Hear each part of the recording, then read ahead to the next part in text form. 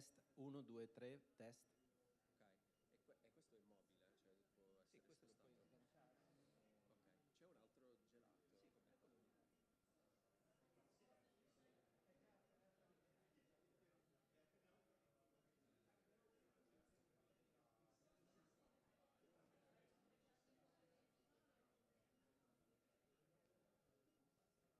gelato.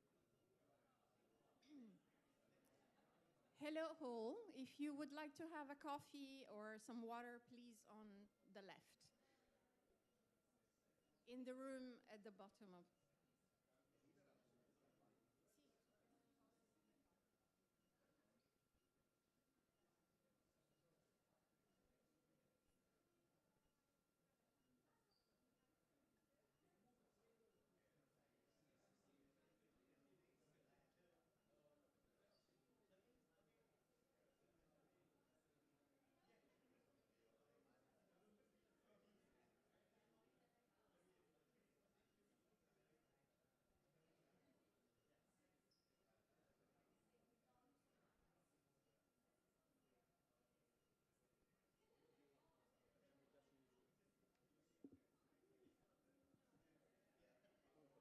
Perfetto, grazie. Grazie.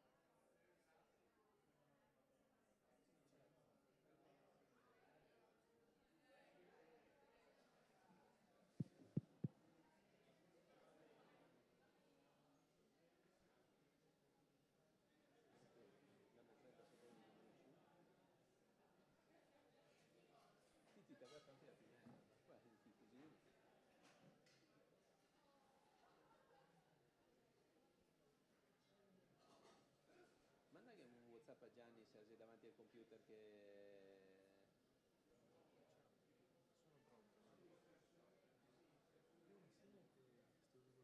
Sì, vabbè, tanto...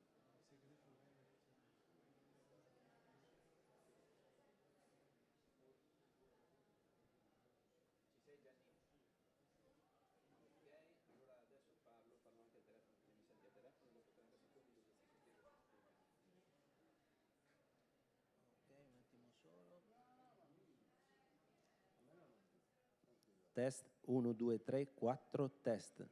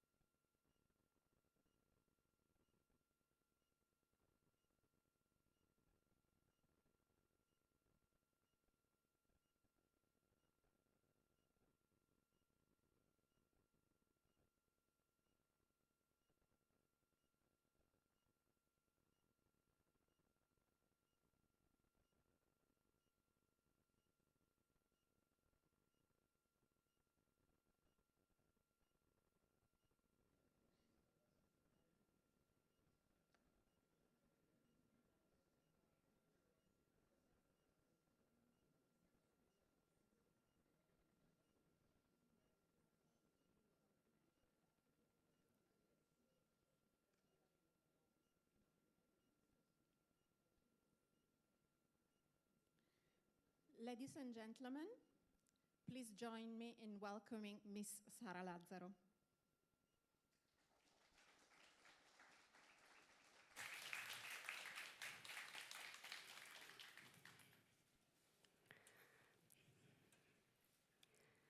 We gather here today in the perfect place, a city surrounded not by walls, but by water.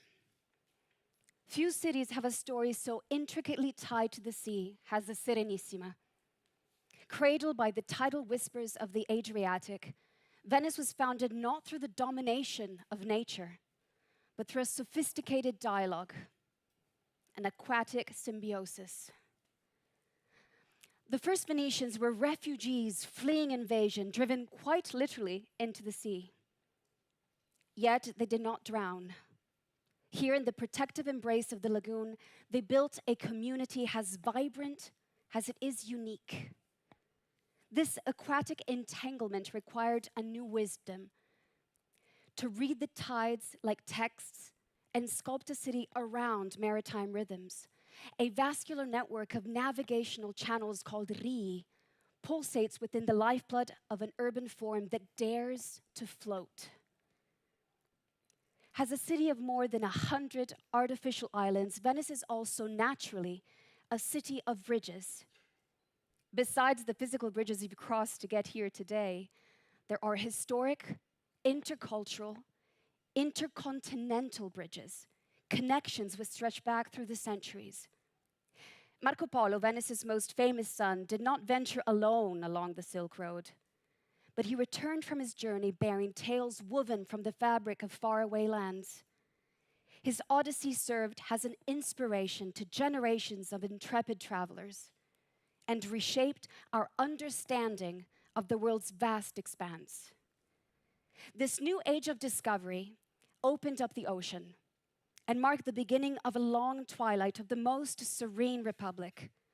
The Mediterranean was no longer the middle of the earth, yet crafts and culture continued to flourish. Venice became a beacon of intercultural dialogue whose light shines with the splendor of a vivid sunset. It soon became the publishing capital of the world, a sanctuary where knowledge flowed free from the chains of censorship. This is where the first complete copies of the Talmud and the Quran were made. This is just one example of how the liberal and meritocratic Venetian merchant class stood against elitism and aristocracy. While elsewhere privilege was inherited, respect in Venice was earned through labor, intellect, and commercial prowess. Interaction with the broader world is to be celebrated, with trade and mutual respect as twin propellers of the city's prosperity and influence. Throughout history, Venice's maritime talents have been intertwined with its textile mastery. From its trading privileges in the days of the Byzantine Empire, Venice has been a hub for the most luxurious threads.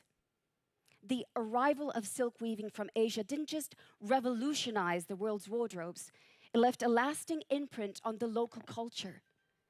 Indeed, the elegance and the opulence of the fabrics helped shape the elaborate costumes of the world's oldest fancy dress party, the Carnival of Venice. Here, at the crossroads between East and West, artisans shaped new styles and methods that influenced the development of fashion itself.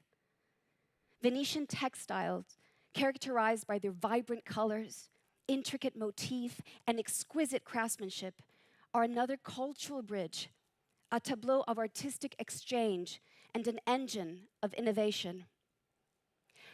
When you visit Venice today, you may feel the sensation of touching the past. But our gathering here is a reminder that the city was, and still is, ahead of its time. The concept of ocean literacy is a young one. We're only just beginning our journey. But here we are, surrounded by liquid streets that are a living testament to our profound and perpetual bond with the water. The perfect platform to launch ocean literacy into the global conversation. Just as the Venetian of old knew so well, our impact will come from the strength of our collaborations and the sincerity of our knowledge sharing. So in the best Venetian tradition, let us put our minds together for something that is not just beautiful, but which enriches us all. Thank you.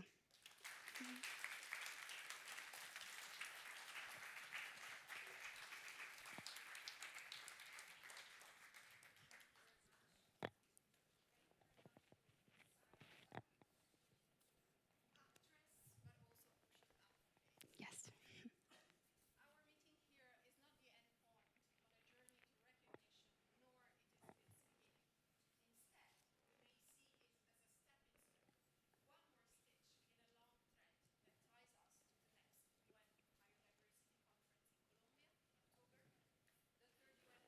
Conference in Nice in June 2025. And just as the art, architecture, and textiles of Venice underline its historic role as a nexus between East and West, so we must maintain the spirit of intercultural dialogue in our work to make ocean literacy an inclusive and transdisciplinary discourse. A prism through which we view the world and a tool with which to change it. Over the next 2 days, I hope you will let the marvel of this floating city inspire us to newfound ambition. Our goal is as vast as it is just, to reconnect humanity with the ocean and thus ensure a future for all life, both on land and in water. There is no better place to restore our belief in this possibility than Venice, but let us now spread that message to all the world.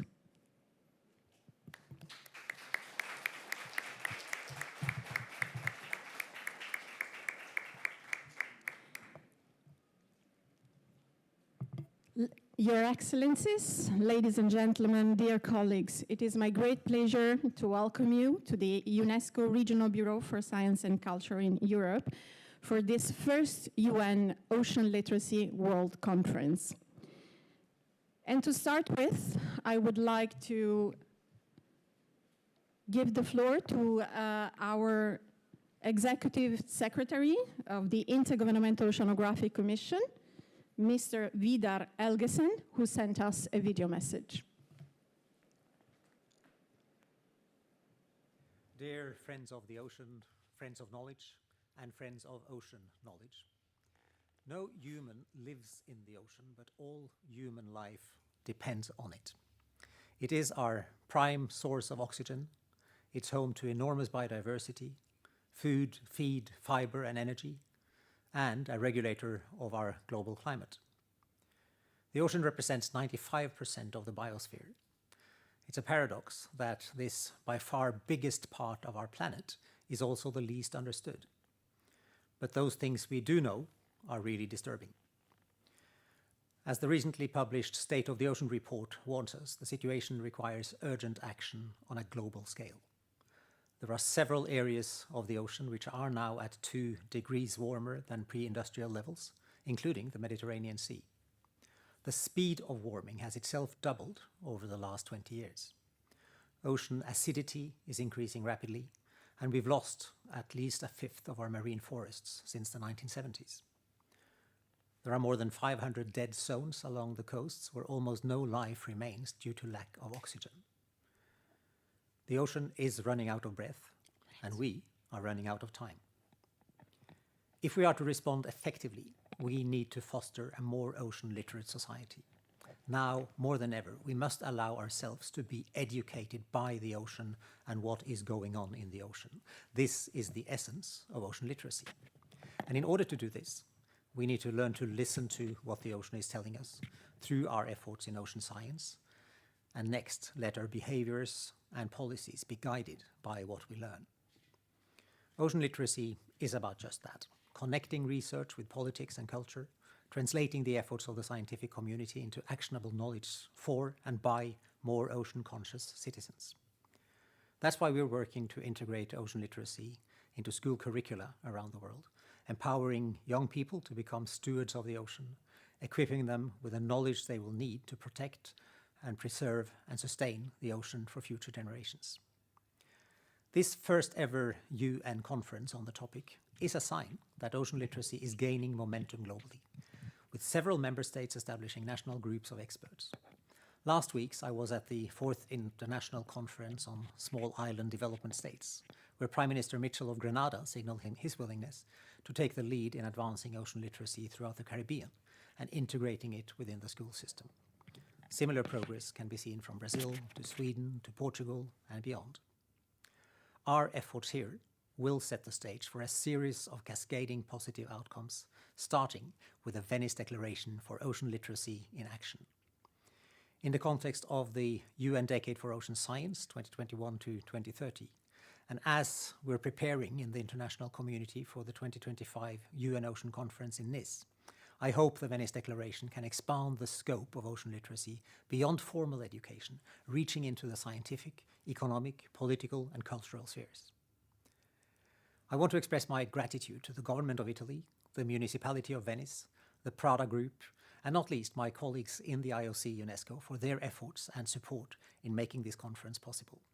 I also extend my thanks to all the delegates for your contributions, and I'm eager to see the Venice Declaration for Ocean Literacy shared widely and applied throughout the world. In embracing this opportunity to learn from the ocean and from each other, we can begin to shape a future where the ocean is not just protected, but celebrated, sustainably used as a source of life, a source of wonder, and education for all. Thank you.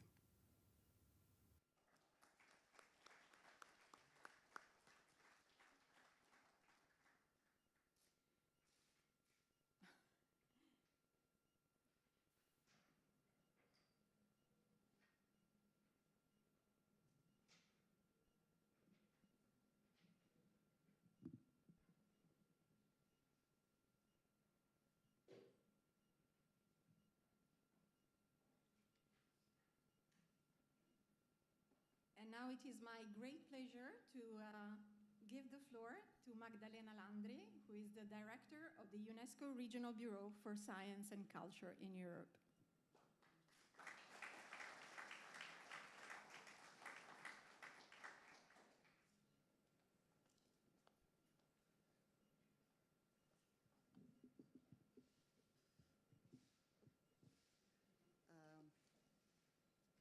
It's working? Is it working? Yes. Excellency Istvan Alfaro Solano, Ambassador of Costa Rica to Italy, esteemed representatives of the Government of Italy, dear Massimiliano De Martin, Counselor for the Environment of the City of Venice, dear participants, colleagues, friends. Dear On the eve of the World Ocean Day, it is my great pleasure and honor to welcome you to the Ocean Literacy World Conference, organized by UNESCO IOC in collaboration with Prada Group. This event is taking place in the context of the Sea Beyond program and under the patronage of the Italian Ministry of Foreign Affairs and International Cooperation and the Municipality of Venice. The UNESCO Regional Bureau for Science and Culture in Europe, which I have since a couple of months been heading, is proud to host this conference here in Venice, a city that is defined like no other by its relationship with the sea. The restoration of this relationship is paramount. The launch of UNESCO's State of the Ocean Report 2024, which reveals alarming new data on threats facing the oceans, underscores the urgency of our mission. Our regional bureau, the only UNESCO field office in this region with a specific mandate in program development and implementation, plays a crucial role in fostering dialogue, reconciliation, and cooperation for sustainable development. Our interdisciplinary capacities allow us to address a wide range of projects, all of which will benefit from increased ocean literacy in our societies. the Project Office of the Intergovernmental Oceanographic Commission of UNESCO, dedicated to ocean literacy that we host in this office, is a vital component of this regional bureau. It amplifies our mission to enhance education for sustainable development and fosters more equitable, fair, and harmonious relationship between humans and the oceans. Our efforts are part of a broader initiative, the UN Decade of Ocean Science for Sustainable Development, which runs until 2030. The establishment of the Ocean Decade Coordination Office for Connecting People and Ocean in Venice further highlights the city's significance to the future of this mission.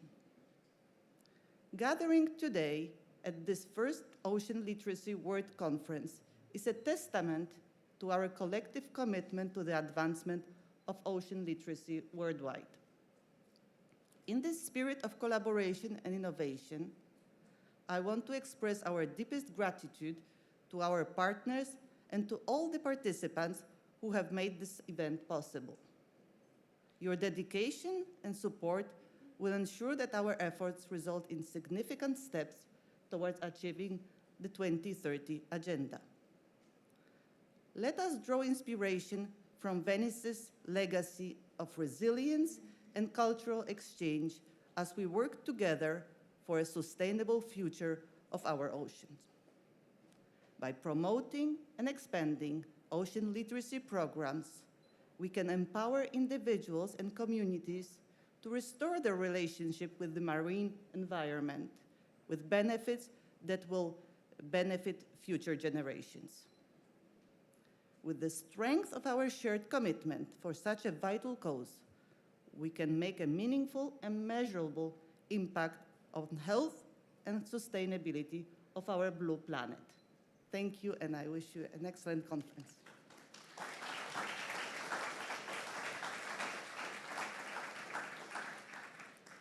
Thank you very much. And now it's my great pleasure to give the floor to Massimiliano De Martin, Councillor for the Environment of the City of Venice.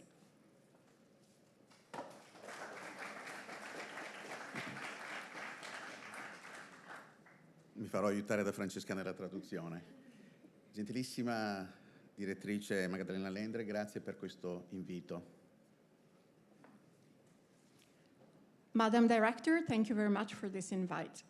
Ringrazio nella stessa misura anche Lorenzo Bertelli del Prada Group perché sta vicino a queste politiche ambientali assieme anche alla città di Venezia.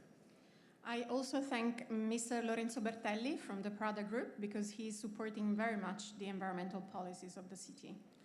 Sono felice proprio che nel 2024 si celebri questo evento qui nella città di Venezia, l'anno dei 700 anni della morte di Marco Polo.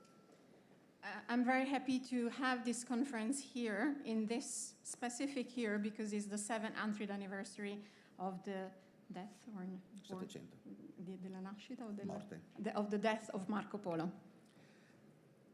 È il nostro grande viaggiatore. Tutti conoscono il viaggio dell'andata che fu per terra, ma pochi conoscono quello di ritorno che fu per mare. Everybody knows his journey, which was done through land, but very few knows that he came back through the ocean. Quindi è ancora di più la responsabilità della città in questo anniversario commemorarlo proprio con politiche legate al mare. For this reason, the city is taking the lead in promoting these policies that protects the ocean, specifically in this year of this anniversary. E siamo felici anche perché UNESCO ha la sede qui a Venezia, ma UNESCO è anche la città di Venezia. And we are happy to have it here in the office of UNESCO in the city, but also because UNESCO is part of the city. E per questo abbiamo affidato ad UNESCO anche momenti formativi del bene più caro che la città ha, i propri bambini. And for this reason, we decided to give to UNESCO the responsibility of educating our most precious thing, which is the children of the city. E l'asilo della Laguna è una parte delle attività e dei progetti che questa città porta avanti assieme ad UNESCO. And the Kindergarten of the Lagoon is just one of the projects, educational projects, that the city does together with UNESCO.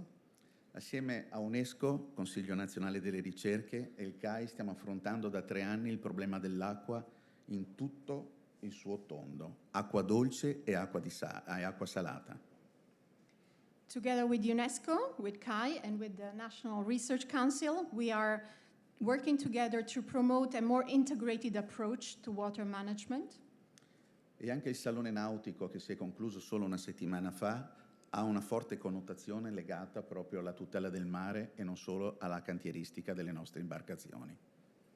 And even the Nautical Fair, we just concluded last week, is there to promote a more sustainable approach to the sector. In questi pochi minuti non posso raccontare di più, però siamo felici di aver accettato anche il progetto Ocean Cities Network e grazie a questo progetto eravamo presenti a Barcellona solo pochi mesi fa per confermare la presenza e la volontà della politica ambientale della città di Venezia.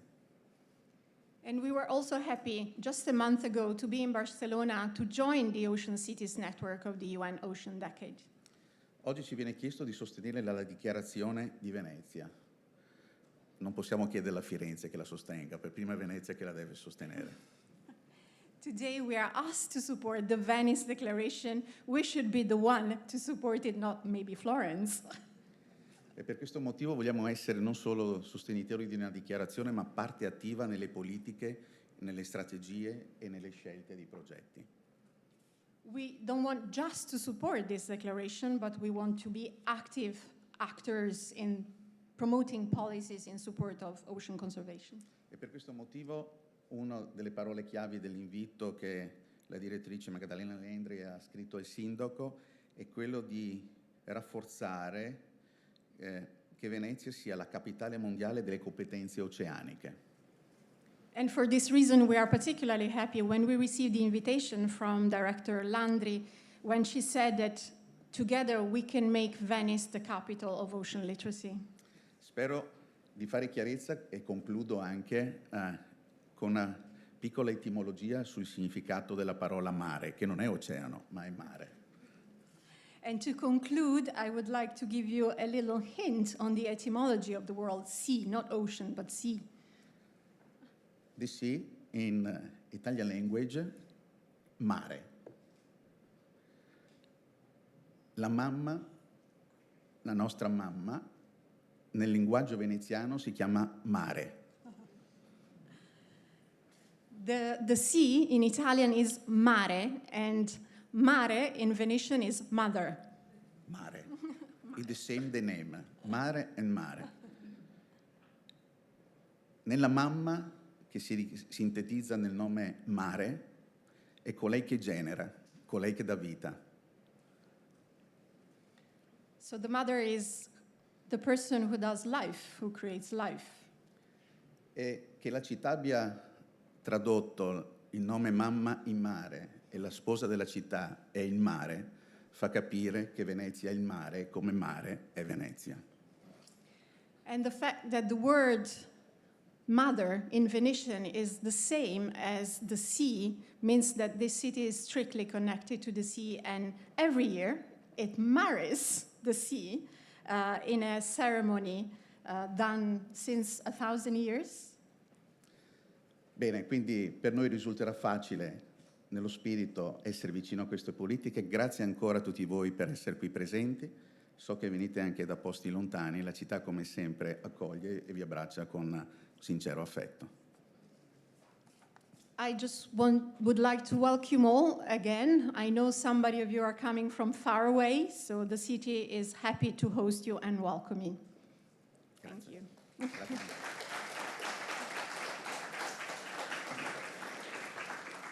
Thank you. Thank you to the City of Venice, which is really supporting us, not only for this event, but for all the projects that we carry out together.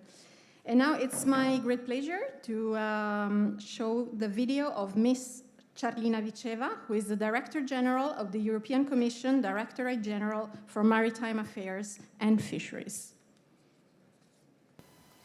Dear esteemed participants, my name is Charlina Viceva. I'm the Director General for Maritime Affairs and Fisheries at the European Commission.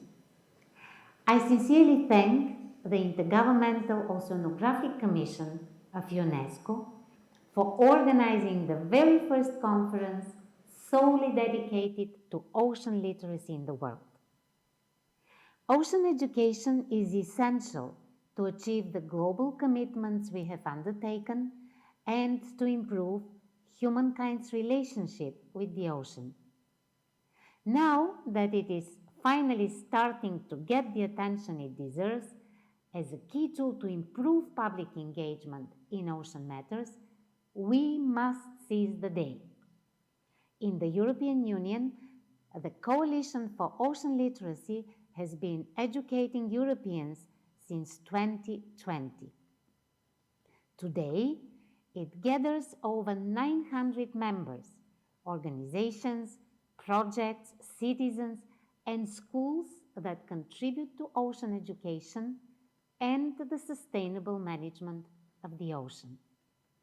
There are three communities: the EU for Ocean platform, which stimulates cooperation, exchange of practices, and dialogue among people and organizations; the Youth Forum, which allows people under 30 years old to take up an active role in the conservation and sustainable use of our ocean; and a network of European Blue Schools, which engages with students and teachers across the European Union to help them bring ocean-related issues in the education system, because behavioral change starts in the classroom.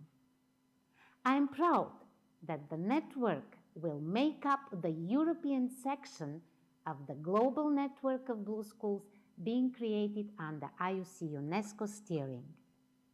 We are more than ready to share lessons learned and best practices and to work with partners worldwide to spread the awareness on the importance of the ocean deeper and further every day.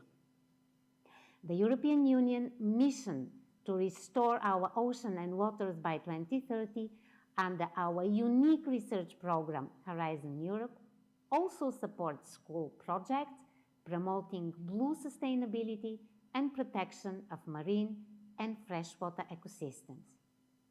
Our European Atlas of the Seas has a special focus on schools and other learning environments when it takes the marine knowledge available and makes it easy to understand and available to all.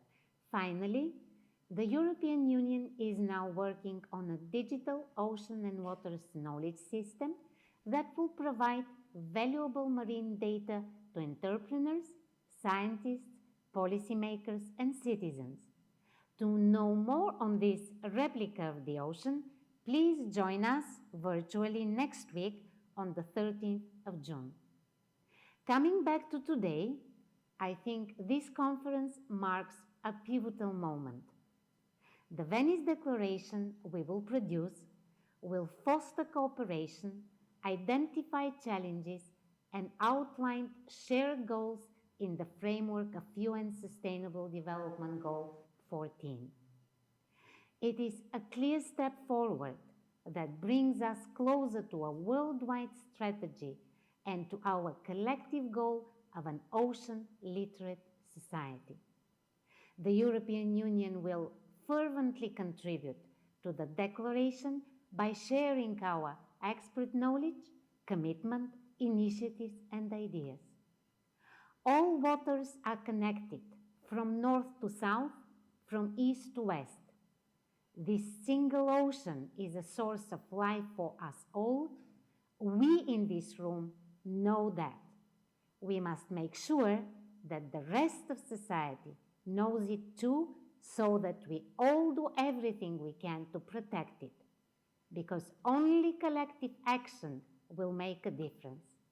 I thank you all for caring about our ocean, and I wish this event every success.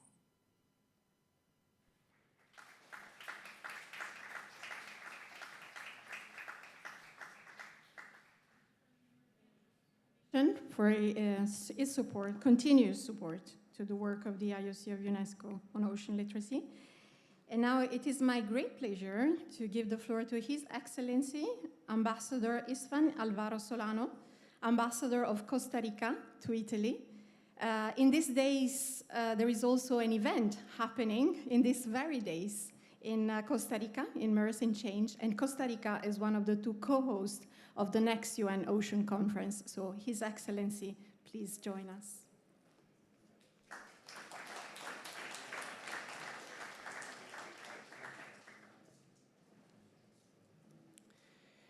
Buenos días, buongiorno, honorable representatives of UNESCO here, signori consigliere e altre autorità italiane, honorable ladies and gentlemen, distinguished guests. I wish to express my deep gratitude to UNESCO and the Intergovernmental Oceanic Commission for this kind invitation to take the floor representing Costa Rica in this important activity aimed to achieve the Sustainable Development Goals, as well as the inclusion of ocean literacy as one of the central elements of the discussion of the third United Nations Ocean Conference next year. My country is honored to work with France in the next United Nations Ocean Conference. The conference theme is intricately linked to the cornerstone of Costa Rican foreign policy. Our objective in UNOC is clear: to accelerate actions by engaging all stakeholders, scientific, technical, financial, and innovative solutions for the conservation and sustainable use of our ocean. Costa Rica also assumes this commitment as a responsibility to participate decisively in the International Blue Agenda.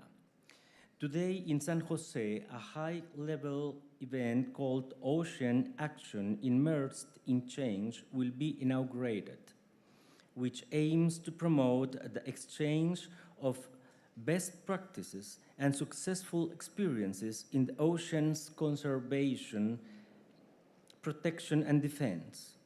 8 thematic panels will address successfully actions in sustainable blue economy, satellite technology for conservation, sustainable use of the ocean, the fight against ghost fishing, among others. In this high-level event in San Jose, Costa Rica, we will propose a peace declaration to the ocean. And for this reason, we are very honored to have UNESCO's Intergovernmental Oceanic Commission in this event in my country to present a report on the main outcomes of the decade of the Ocean Conference. Costa Rica's tradition of ocean conservation efforts dates back to 2011, with its involvement in the International Blue Agenda. The country, along others, formed a group called Los Baula, like the turtles, which began its work in different areas, and its efforts are having positive results. In 2019, Costa Rica engaged with the International Seabed Authority, and finally, in 2020, we called for a moratorium on deep-sea mining. At the beginning, this proposal was quite difficult to accept, as is always the case in this type of titanic efforts, but right now we have 26 countries participating in the working group, which fills us with joy and hope. As you may know, last September 2023 marked a history milestone after almost 20 years of negotiations. The agreement on the conservation and sustainable use of biodiversity of areas beyond national jurisdiction was finally opened for signature. Costa Rica was privileged to be among the first signatories alongside over 80 nations. For all these reasons, and because Costa Rica declared in 1864 education free for kids, not only boys but girls as well, and really believes in education, Costa Rica welcomes this activity in Venice that brings us together today. We strongly support incorporating ocean literacy as a central element of discussion of the third UNOC. Efforts to connect people and societies with the message of ocean conservation are fundamental for Costa Rica as they inspire reflection and lead to concrete strategic actions. Raising awareness among everyone, from children and youth to adults, is crucial to significantly reinforce the Blue Agenda and foster ocean conservation, blustering cooperation and innovation. As we navigate together towards UNOC 3 in Nice, Costa Rica reiterates its unwavering commitment to ocean preservation and sustainable management, and we pledge to protect our invaluable marine ecosystems for generations to come. I reiterate my deepest gratitude for your attention and dedication, and I wish you every success in this cause over the next 2 working days. Muchas gracias. Grazie mille. Thank you.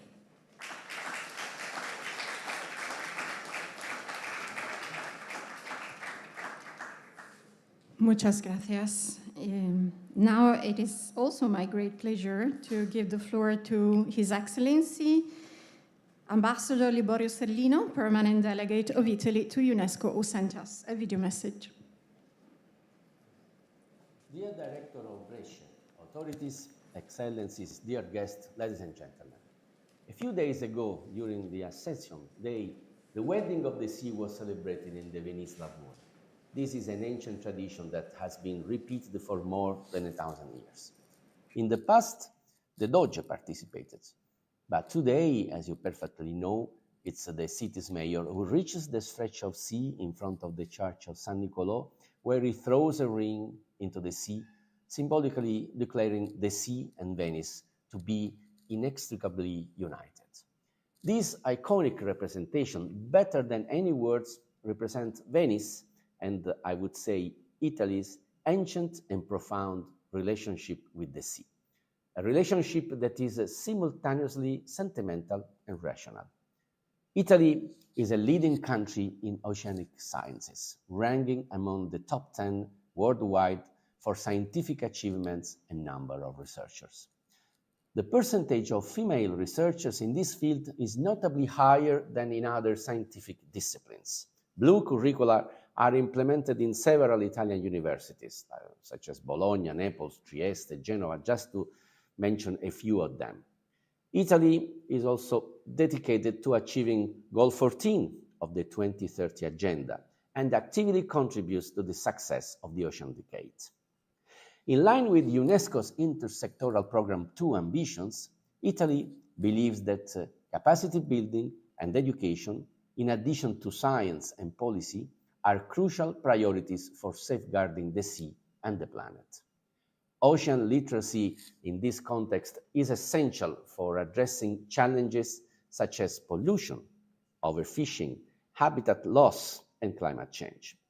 By promoting a deeper understanding of the ocean and its interconnectedness with human activities, ocean literacy aims to mitigate these threats and establish a more just and harmonious coexistence with the marine environment.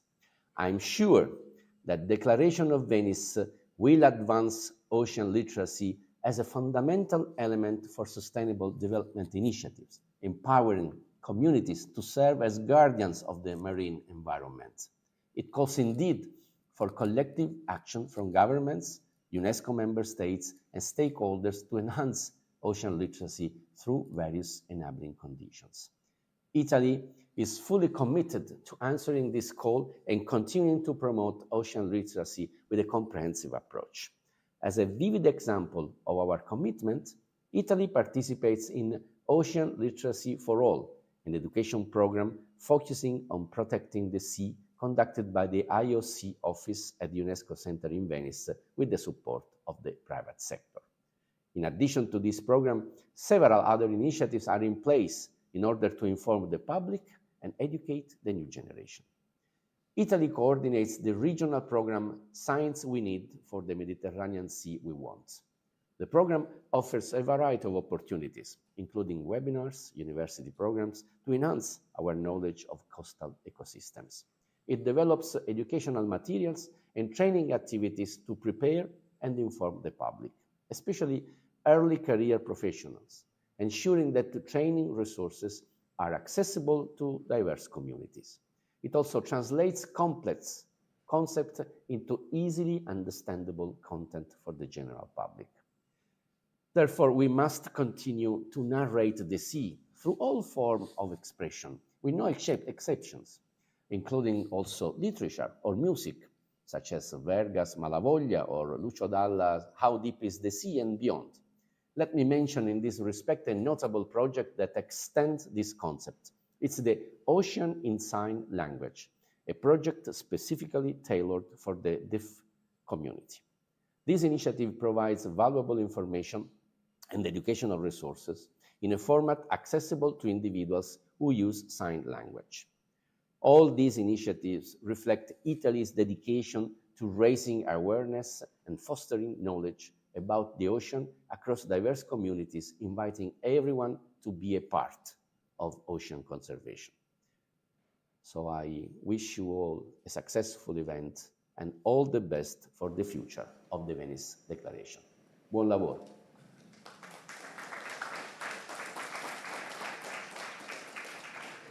Thank you very much. And now it is indeed my great pleasure to give the floor to Professor Maria Chiara Carrozza, President of the National Research Council of Italy.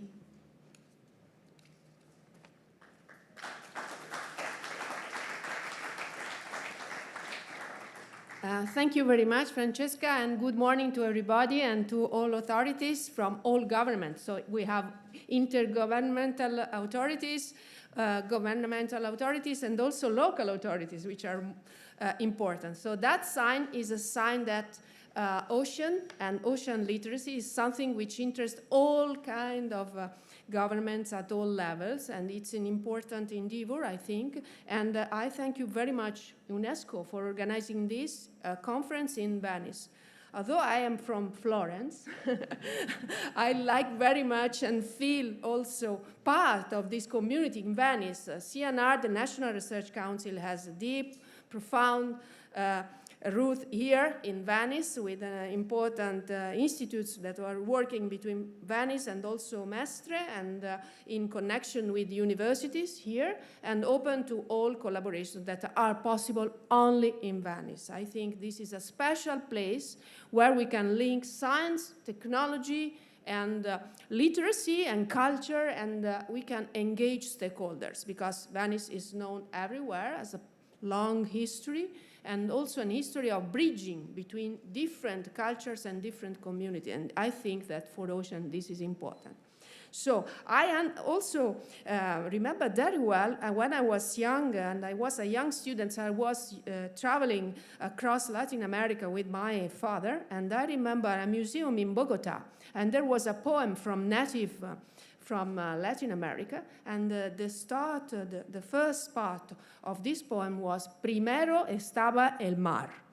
Okay, so I remember very well this Primero estaba el mar. So that means that first of all there was the ocean, the sea. For us in Italian we say mare, sea, not the ocean, because Mediterranean for us is the sea. But it's important that on behalf of the National Research Council community, I would like to support this initiative of literacy and promoting literacy and also promoting this statement, the Venice Declaration. It's important. We are very much committed in establishing a new research center on biodiversity, which is part of the Resilience and Recovery Fund initiative in Italy. And the idea is to put together thousands of researchers from more than 48 different institutions, private, public, non-profit, for creating a new initiative on biodiversity, creating a new community. And of course, part of this community, scientific community, is dedicated to the ocean, okay, at all levels. studying and discovering all species that are in the ocean, but also how our activities and anthropic activities are affecting the ocean and its future. So, and in this framework, we will establish here in Venice, in our Institute of Marine Science, a new Biodiversity Future Center gateway. And this gateway, it will be the gateway for entering into biodiversity world. That means exchanging knowledge, creating a knowledge hub, creating culture, activities for citizen science, but also technologies supporting companies and supporting new technologies compatible with biodiversity preservation and restoration, and new technologies for monitoring, restoring, preserving biodiversity at all levels. And we will develop digital platforms that will be accessible from the new Biodiversity Gateway in order to understand and getting data, scientific data, for working for all scientists all over the world. And then this will be regulated by research security, but also accessible to all scientists. So the National Research Council will be part of this endeavor of working on ocean literacy at all levels, because we think that science and technology will be the base for saving our planet. I think that only knowledge can be the possible way of creating something for saving our relationship with the planet, because now we have to promote a new industrial revolution, which will be and must be compatible with our planet. So a new paradigm for designing and developing goods. And I am also an engineer. I am a physicist and engineer, and I think that we have to engage engineers because they will be responsible for developing sustainability in the future. So I would like to thank you very much for your attention and for giving me the honor of closing this list of greetings and speeches. This is important for this, and also responsibility for supporting all your activities here in Venice. Thank you very much.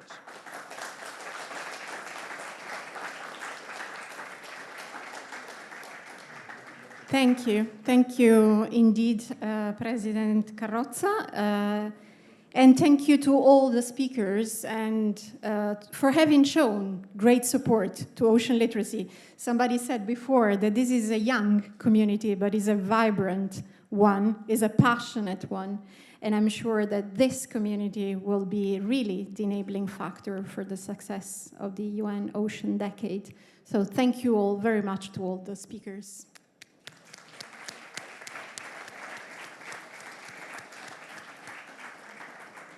So I take this opportunity also to welcome those who are following us in streaming from all around the world. You can also use the Slido platform to send us your comments, your questions for the speakers, or any other type of ideas that you want to share with us. So you go on slido.com and then you type #OLWC, Ocean Literacy World Conference. So without further ado, we will start with the first keynote speaker, my dear friend, Nicola Bridge.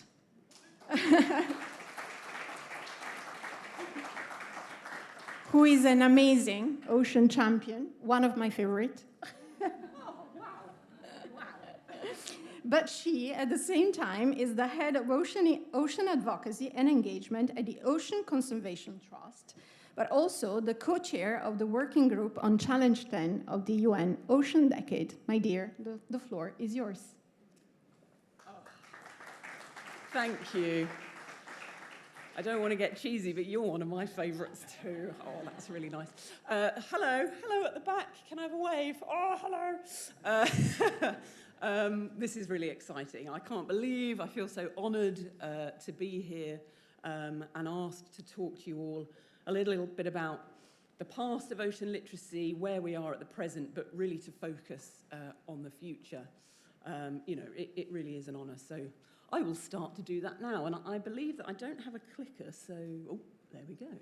Ah, wonderful. So here we are, Ocean Literacy and Challenge 10, State of the Art and Future Perspective. That's what we're going to be talking about. If I do that, who am I doing this to? Who's the Okay. Oh, Oh, there we go. Brilliant. Perfect.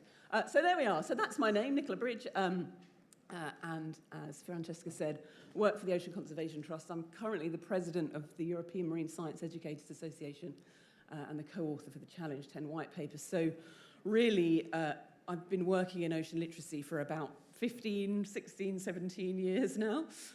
So hopefully I can bring that perspective to what we're going to talk about. So yes, past, present, future, let's dive in.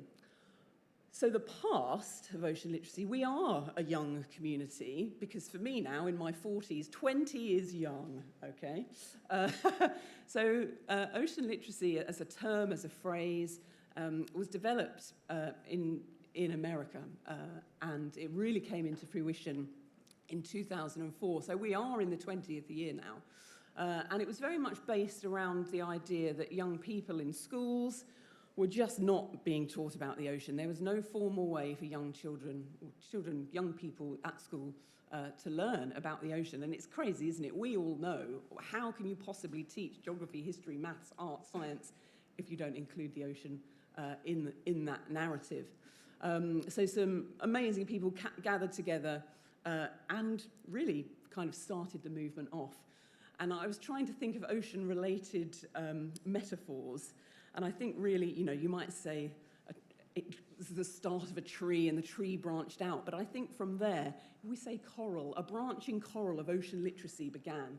And then hundreds, if not thousands of people became involved. That buzzword of ocean literacy started to not just be a buzzword, it became a really important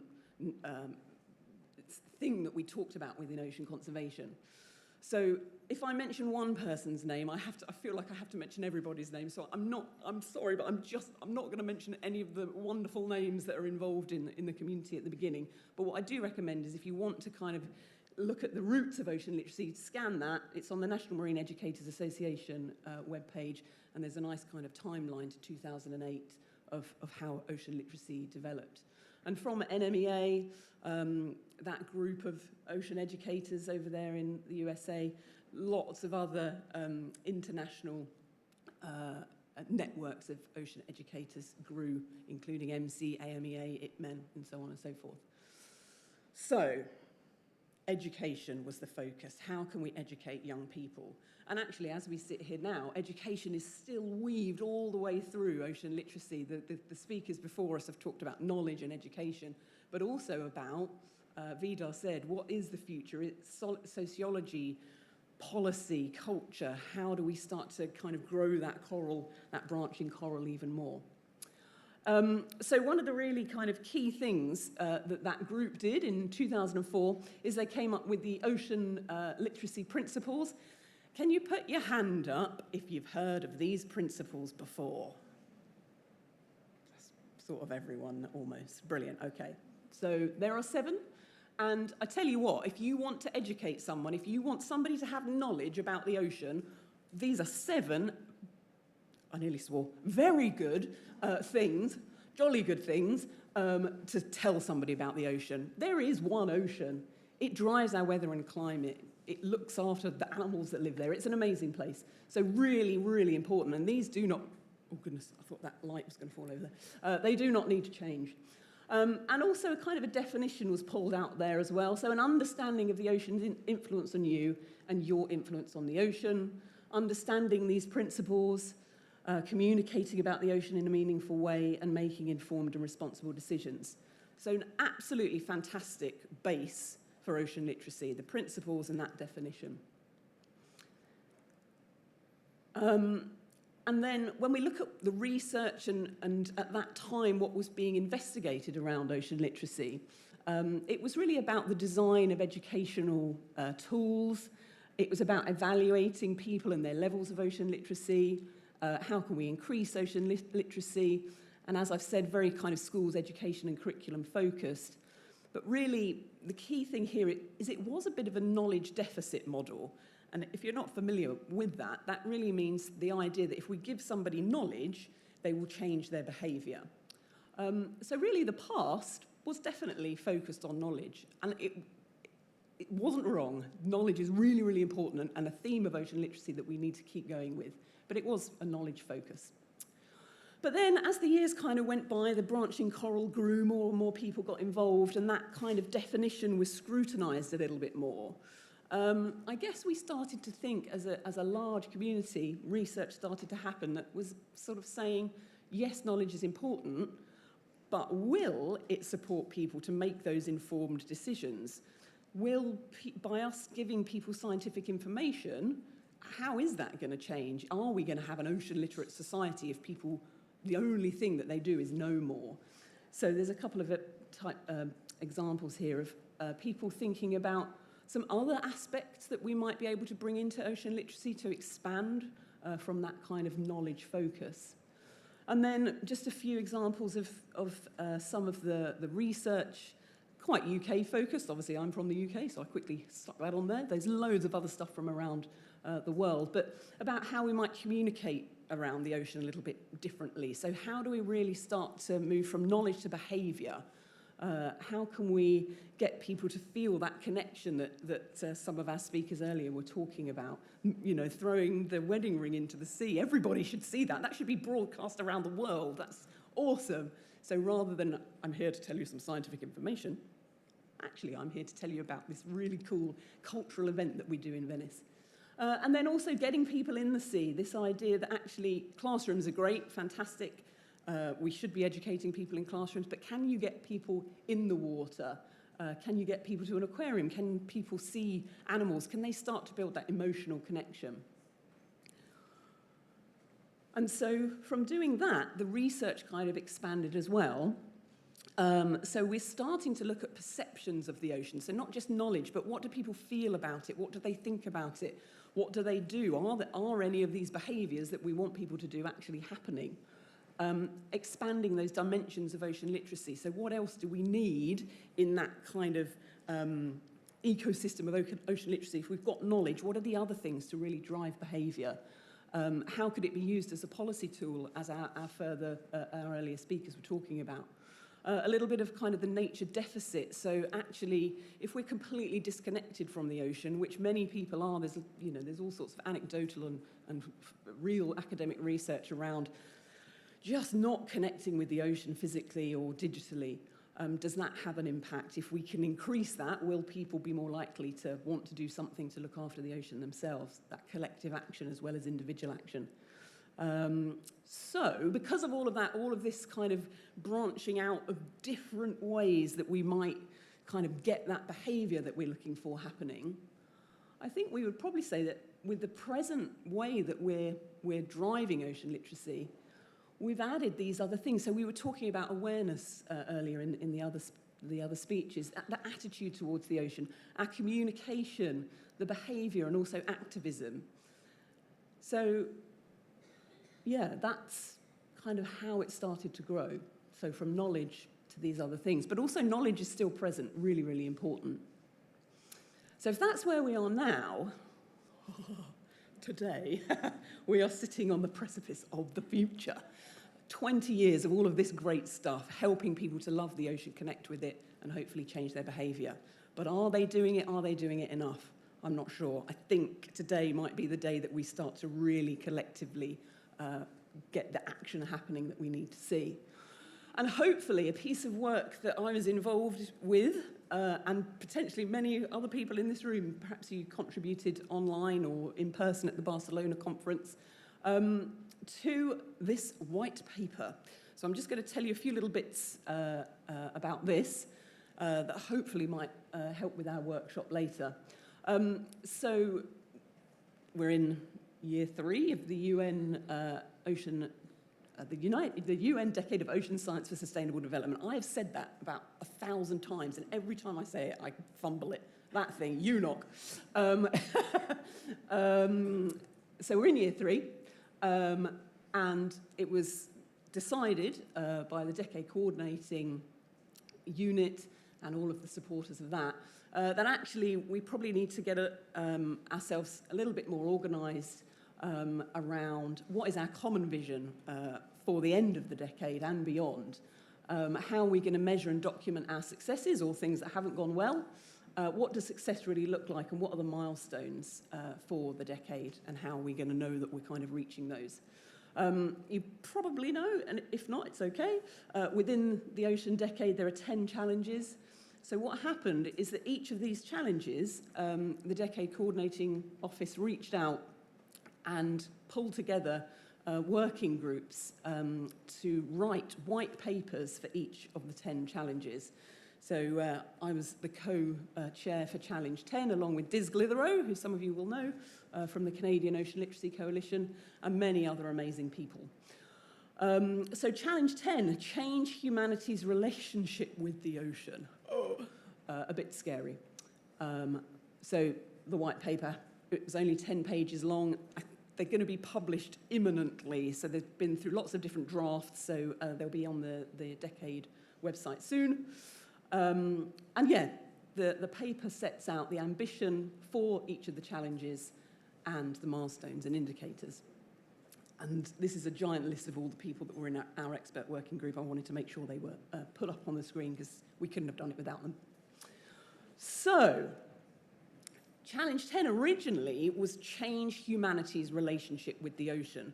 But as soon as we gathered together as a working group, we were privileged to have an Indigenous working group member with us, Ken Paul from Canada. We had some really, really great conversations that were a bit scary, but were also around the title of that challenge. Do we need to change humanity's relationship with the ocean? Is that the best way to put this?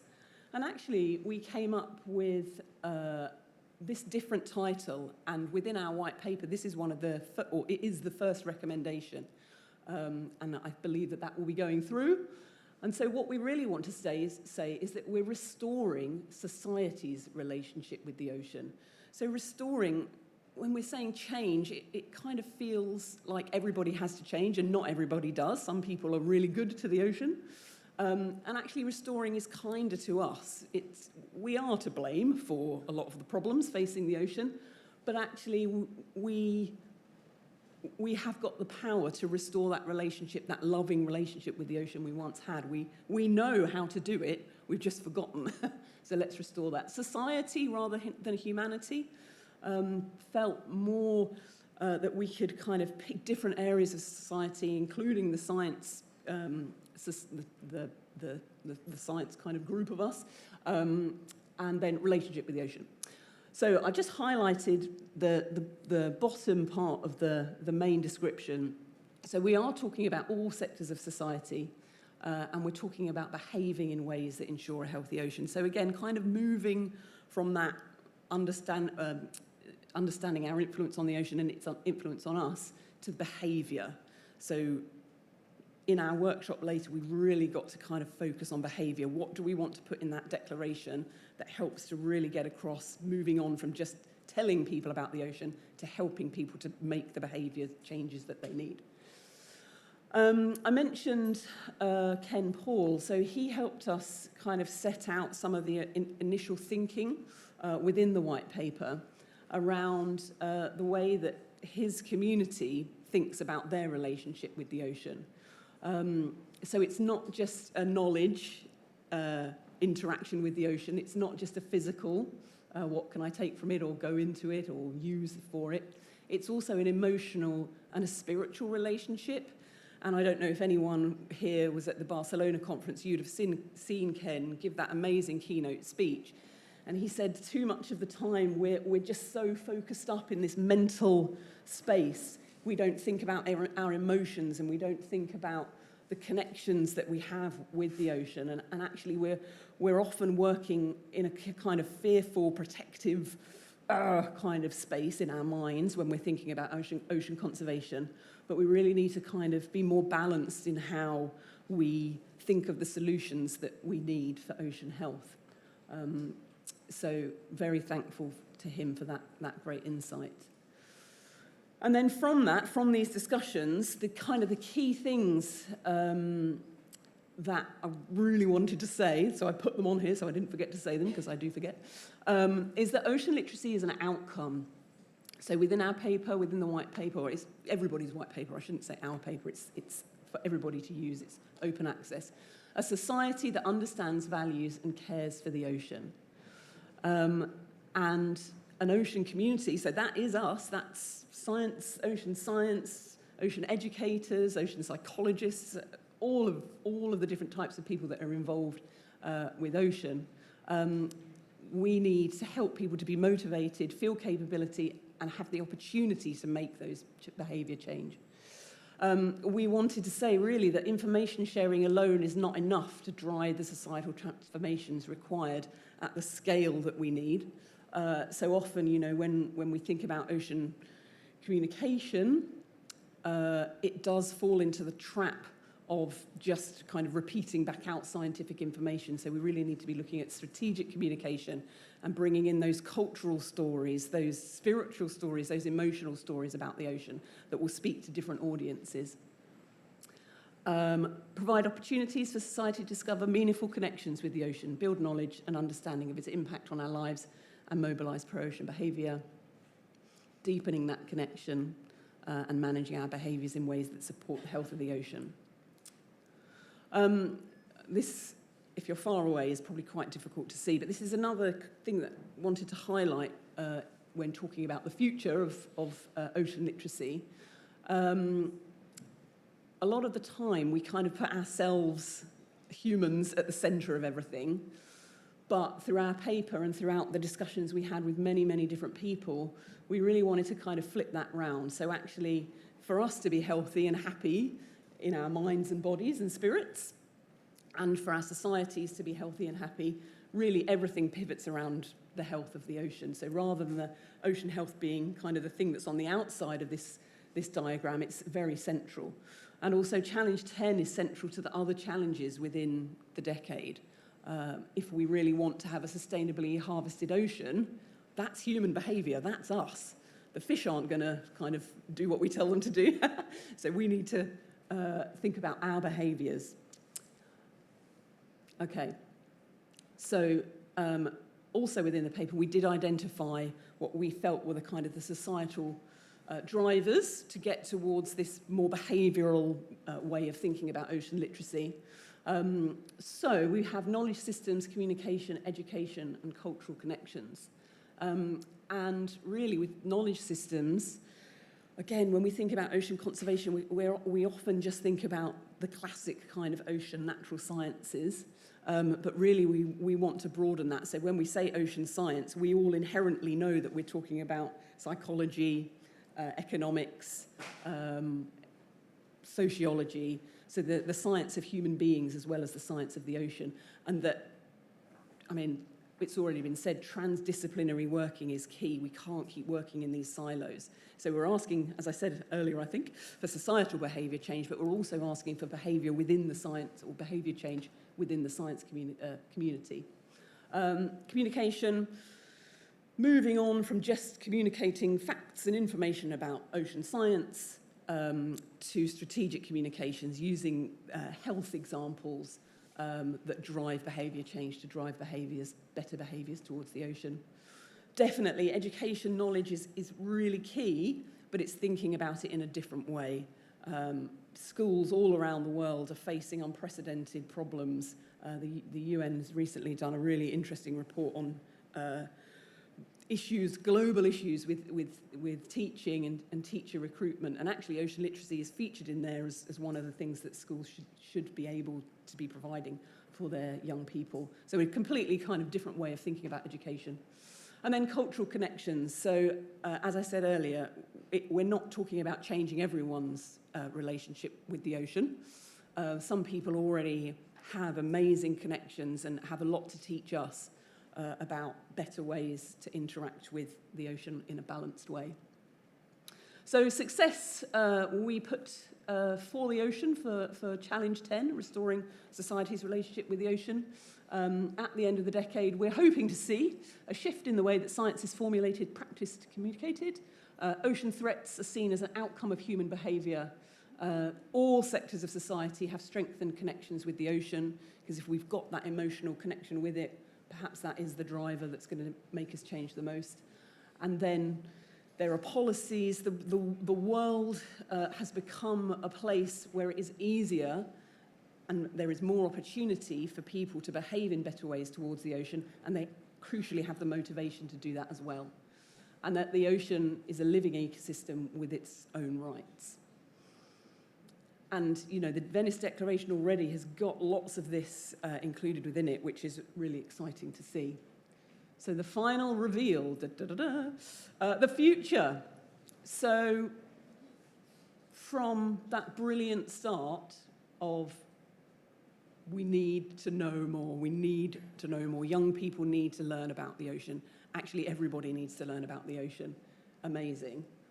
To the future, where we also include our emotional connections, experiencing it, getting in it, loving it, swimming about in it, putting a VR headset on, looking at it on the internet, watching documentaries. It doesn't have to be that you're swimming around in the sea every day, but that you get to look at it in some way or other. Our values towards it, our motivation to do something, and really, really importantly, trust between ourselves and society as the ocean community and vice versa, which hopefully, again, this declaration is going to very clearly set out. So the final thing to say is the challenge we face is not how to manage the ocean, but how to manage ourselves. And so that really feels like that is the future of ocean literacy. We've moved from that knowledge to how we might behave and how we can motivate ourselves to do that. So that ocean literacy is an outcome, a society that understands, values, and cares for the ocean, making decisions and behaving in ways that ensure a healthy ocean to sustain all life, current and future. Thank you very much.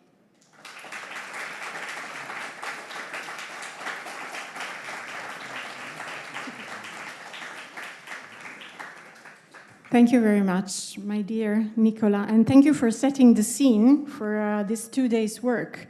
So in these days, as Nicola said, we will have to really open up our minds and think in a creative manner on how we can, I really like that part, how we manage ourselves to be good to the ocean and care for the ocean. So just a reminder also for you, if you want to put questions, comments, use the Slido and the hashtag OLWC. And now it is also my great pleasure to give the floor to a colleague from the International Bureau of Education, Ugo Labate, who will tell you a bit more about a study we are carrying out together on the presence of the ocean in the curricula around the world. Ugo, the floor is yours. So, thank you very much for... Buen día para todos. My language, my base language is Spanish. I come from Argentina. But I'd like very much to say, I come from a country that has a very long coastline, and we almost behave as if we don't have an ocean beside us. And this is kind of a sad state of affairs, having a long coastline and not being able to share and to communicate with the sea. And so maybe after Nicola's presentation that was very heartwarming and pushing our limits on what we can do on ocean literacy, maybe I can try to open a discussion on what is needed from the point of view of education to move forward the question of ocean literacy. There are some limitations, there are some roadblocks that we need to move, and probably understanding them better is a way to having better tools to change the state of the discussion. So let's start. I don't know if so.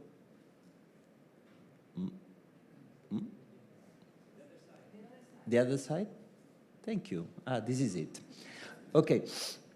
Maybe this is a great opportunity for us. You know, the UNESCO system is a collection, a network of different agencies, and I come from the UNESCO IBE. The UNESCO IBE is the leading institute of UNESCO. Is located in Geneva in Switzerland, where the most part of the work on education and curriculum is made. And so this has been a great opportunity for us to work together collectively with the IOC in extending the concept of green literacy to include blue literacy. So from the point of view of the curriculum, I will say this is just a slide to catch your attention. Curriculum is just a tool by which educational systems decide what kind of learning is to be shared across all students and to be left to the next generation.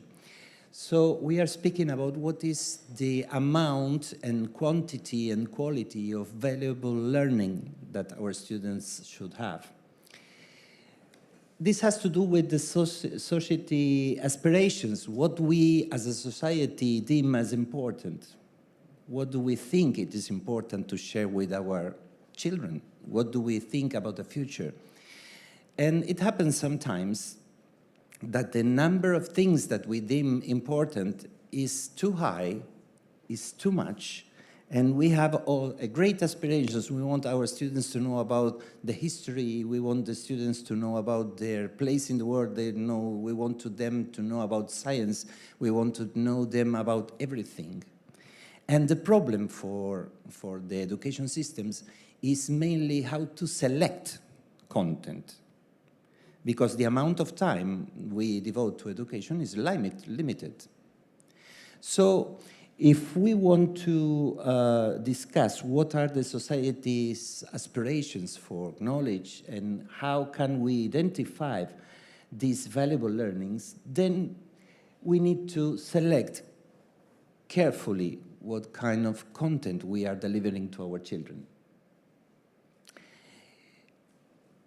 Then we have to decide how much time we give to each aspect of knowledge. How much time for language or languages? How much time do we devote to mathematics? How much time do we devote for history or whatever?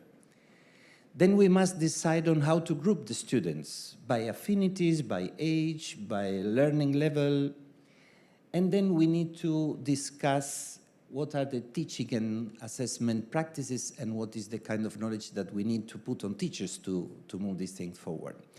Because, as you probably know, when the first industrial revolution started in 17th, 18th century, there was a movement in the industrial countries to an industrial system of education. We currently have an industrial-like system of education. We produce learning through these kind of factories that we call schools. And the teachers are our most important part, the most important gear in this process. So, when we want to discuss these ideas, we can find, when we discuss with education-related people, we can find with some roadblocks for understanding, and it's better to know about them, because the first problem is a problem of priority. I understand very much Nicola's heartfelt presentation, but in many countries there are problems with basic literacy. And so every single content is competing with other content for space, for attention space. So if we want to promote any kind of content, in this case ocean literacy, we need to understand that we are fighting priorities, and we have to convince the policymakers why a particular content is a priority. I think that the Venice Declaration is a good step in terms of that, but probably we need to understand more the structure and the functioning of the educational system so that we can make the good decisions. The second thing is the mindset of the actors. Because the mindset of the education sector and the demands of a great part of society's forces is how to produce people for the working world. We are not having yet an education forming students for engaging with the planet as a whole. We are just more restricted in our mindset. We are trying to produce people for the workforce. And we need to discuss this idea so that we can change it and make policy better in that sense. As a big concept, education for sustainable development, or all education related to the well-being of our planet and mankind, suffers, at least from my point of view, from some problems of conceptual clarity. What is sustainable development? What means a good relationship with the environment? This can be understood in many different ways, and even the concept of sustainability may be understood in different ways for different persons. So this is a conversation that, at least in the inside part of the education system, needs to be taken up and rediscussed. And I would like to concentrate on point number 4. We still are not very much aware of how education systems are conducting education for sustainable development. We do not still have data. We have data made by the PISA assessment, for example, in mathematics or languages or whatever, but we don't have an equivalent assessment on how is the education for sustainable development going on in countries. So there is a lack of information. So let's skip the point 5, because this is you can imagine what it means to invest more in education. But the point of investment in education is also a very tough one. Education all over the world is reducing the level of investment. We are investing less in education. Who knows? Maybe it's a way that our societies say, well, maybe education is not so important after all. What is UNESCO doing in this relationship? Well, on June the 5th, this was a couple days ago, Mrs. Stefania Giannini, the education director of UNESCO, just published a report on climate change and sustainability in science and social science secondary school curricula. It was a huge undertaking. We studied almost 90 countries. This you can download from the UNESCO page. It is already available. And we studied the curricula of countries in terms of social studies and sciences to see how it is reflected, how is the learning reflected in the curricula. And the news is that we are not yet doing as much as we'll need, as much as we can. I will invite you to read the full report. It is an interesting piece of information. And as follow-up of this element, we, in collaboration with Francesca here and the IOC, we started to say that to promote ocean literacy, we needed to expand also the knowledge we have about how country curricula deal with the issues of the ocean.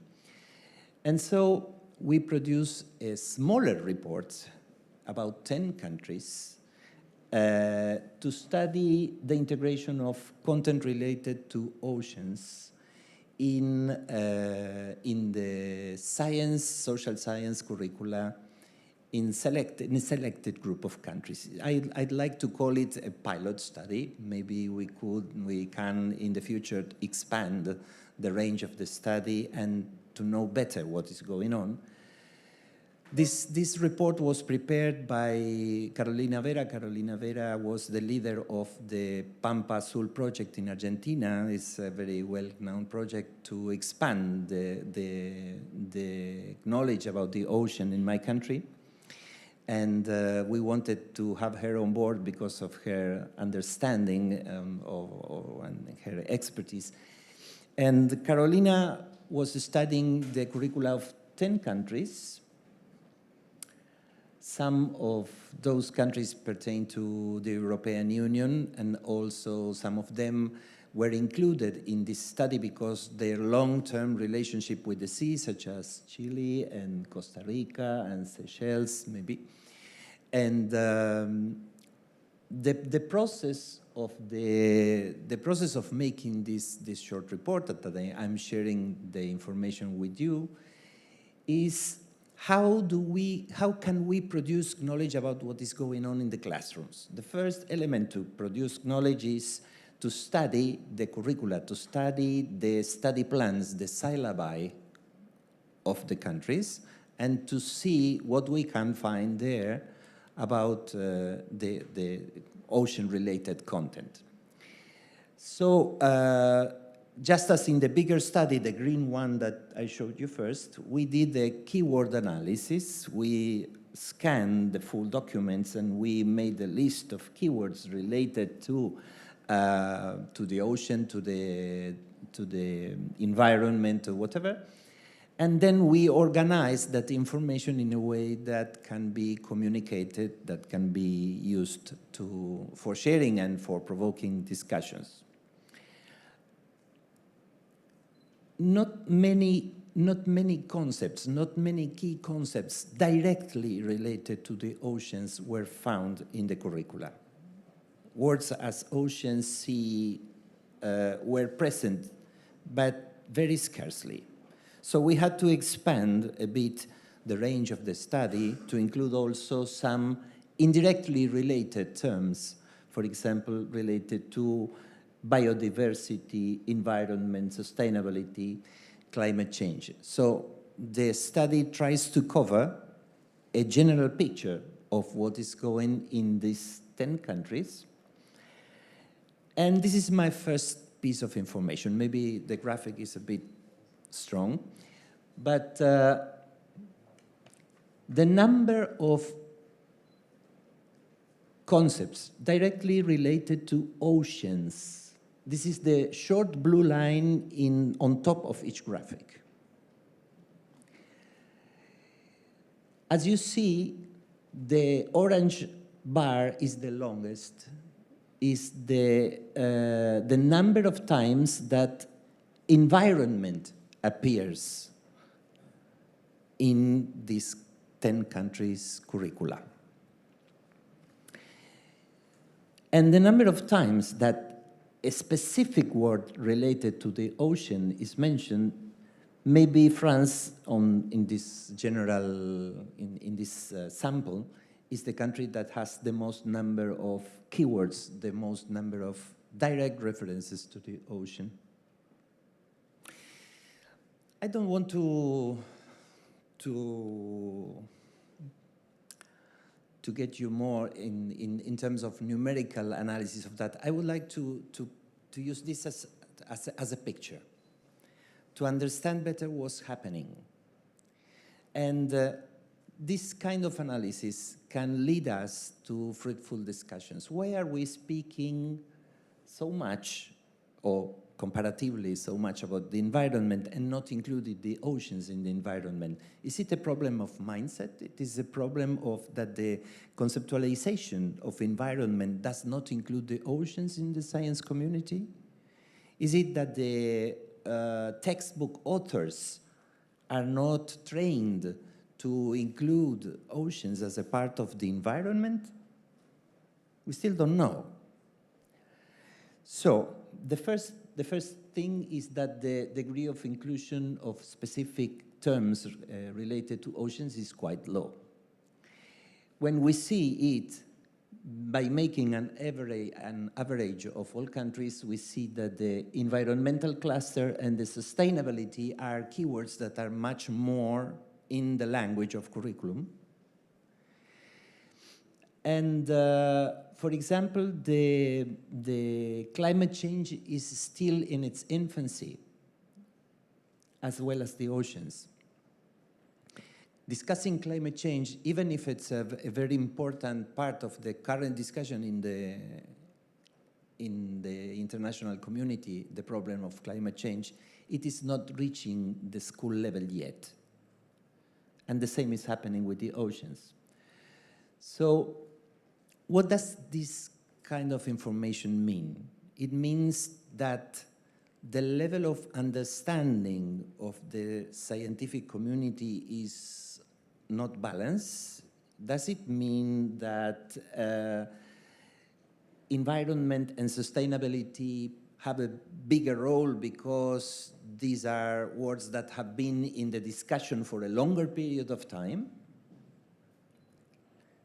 Well, at least this information is a step for us to make that questions, and I think that they are relevant questions we can discuss.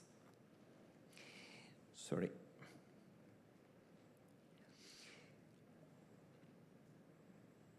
When we analyze specifically what terms are used for discussing oceans, we see that the ocean and sea are the two words that appear the most. But the specific characteristics or a deeper comprehension of the oceans or the seas are not so much developed. For example, the idea that there is a submarine environment, the idea that there are coastal ecosystems, the idea that we have specific kinds of biosphere inside the seas is not much treated when we discuss specifically what terms are related to the oceans. Again, this is for making questions. This is for us making questions. Do we need to increase the amount of teacher training related to science, related to social studies? Do we need to increase the influence on textbook authors? Do we need to increase the global discussion with educational policymakers on how to influence this kind of curriculum focus? Well, these numbers allow us to make at least one solid point of evidence for the discussion. And the last and most interesting finding, when we studied the curricula, we see that definitions regarding the seas or the oceans are mostly given in the social studies area, in geography, specifically in geography, and not in science. School science is not devoting almost anything to the studies of the oceans. We discuss, we find definitions regarding the environment. We see definitions regarding the food chains. We see definitions regarding the human biology. We see things regarding to the chemistry, but we don't see almost any definition in science teaching about the oceans. It's an interesting state of affairs. It means there is a lot of work to do, specifically with the scientific community, with the community that is specialized in teaching science. Why do we have such a biased vision of the environment? Why do we have such a land-based vision of the environment? Maybe because we live on land and we don't live in oceans. And this is one point that it will be interesting to discuss later for some of you who are devoted to the production of instructional materials. I don't know, it's a fault on my part, but I don't know how much percentage of the human population lives, let's say, 10 kilometers from the sea. But probably most of the population lives farther away. And the experience of being connected to the sea is an experience that for many of us who don't live near to the coast is lacking. So now we are in an age of artificial intelligence. We are in an age of being able to model environments and make us to experiment environments that we are not used to. And maybe we could enjoy and we could learn more about different ecosystems just by simulations, just by understanding, by more, how do you call it? It's augmented reality. Mm-hmm. So I think we could enjoy more the ocean if we had it more present in our lives. But I think it can be difficult for someone who is living 200 kilometers away or so to have this opportunity unless we provide them with more engaging material, with more educational material. So, just to conclude, I think this, here it is. We believe that at the IB UNESCO, we believe that this kind of studies can be interesting for raising awareness. Of course, we are not intending to discuss it with the general population at large. We are discussing this with policymakers. And the logic of policymakers, even if we can get them emotional sometimes, is more of a rational kind of thing. So probably the discussion with the policymakers should be based on data, and these are hard data. We can use these elements for a discussion with the policymakers in our countries, but we first need to reach them. I don't know what is the process that we can envisage for including policymakers in education, curriculum experts all over the world, maybe through different kind of activities like this one, seminars, but we need to work more on the available evidence. We need to build hard, substantial evidence to share with them. And also we need to discuss from a point of view of the mindset, how can we make the point that our students need to learn how to live in a better world, how to engage with a better world, and not just being prepared for the world of work. It is not that I'm getting out the problem of training. I see that the problem of preparing for the world of work is important as well, because it has to do with economic sustainability and production in a country, so it is important as well, but we need to find the right balance.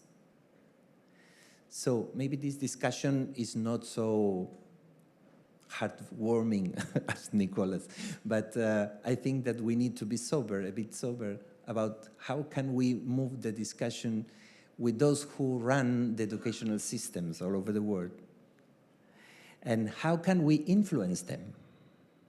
Influencing people is key in this time, and I hope that this Venice Declaration will be a very good starting point for moving this wheel. And so thank you very much for your attention.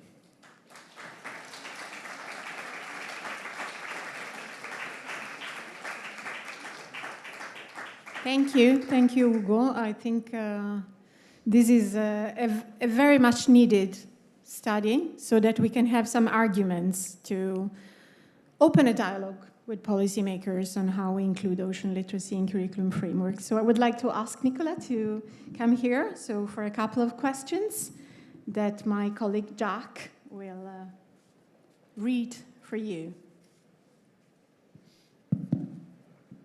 Oh, okay. So we only have time for 2 questions, so I'll do one each. The first question is for Nicola, which is, do you have any inspiring examples of behavior change that has been seen in specific places that could be replicated elsewhere to share with us?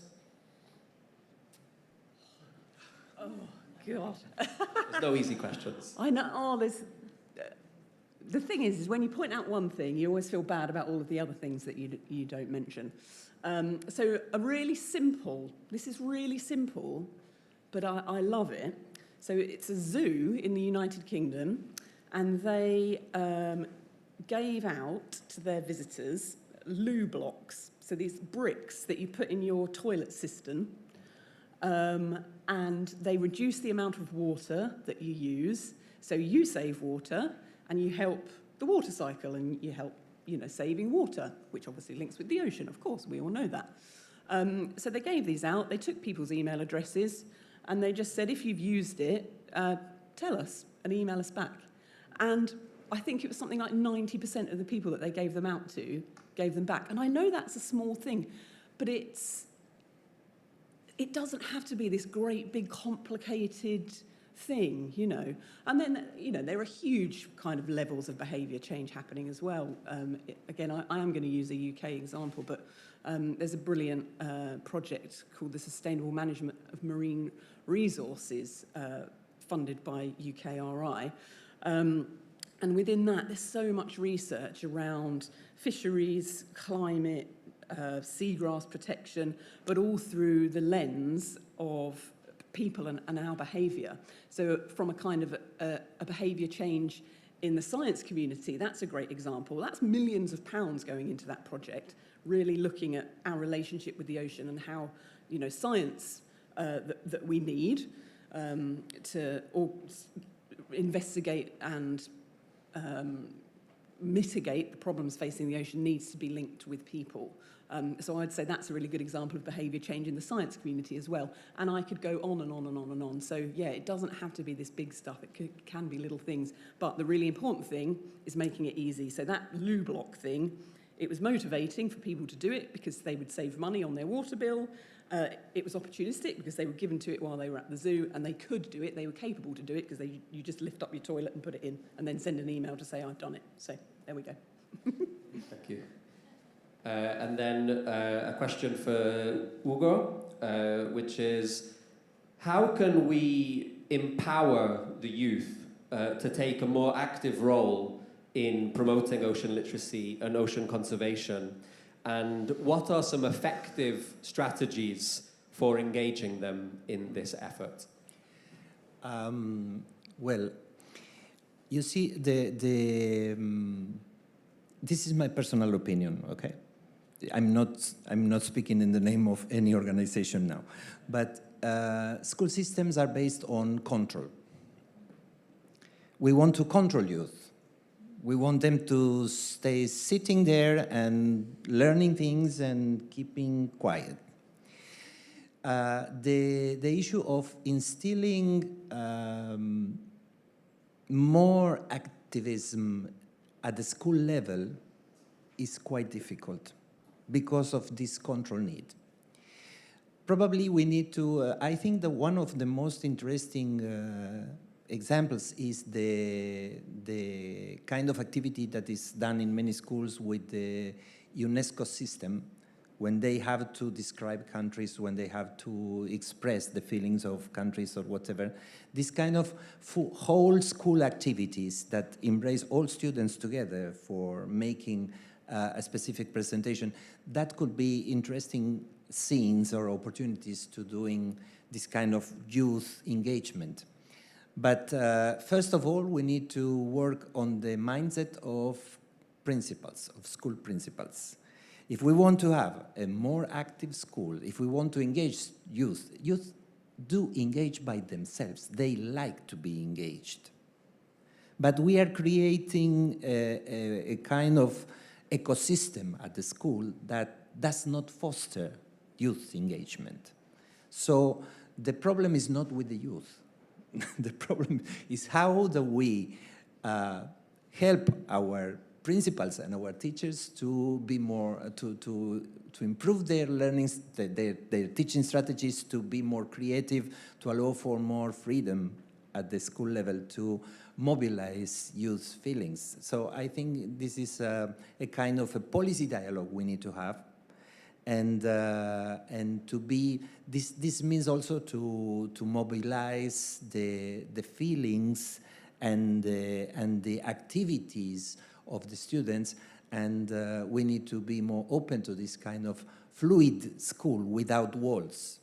The concept of a school where students are learning outside the school, that where they are communicating with the rest of the population, they are conveying messages to the rest of the population, and this could be an enormous source for change if we somehow release our passion for control. Thank you.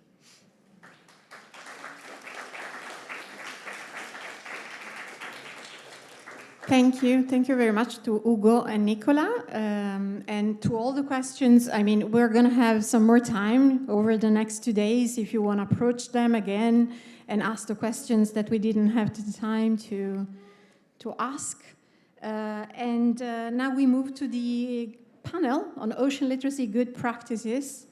And my pleasure to give the floor to my dear colleague, Vinicius Lindoso, IOC Communications Officer.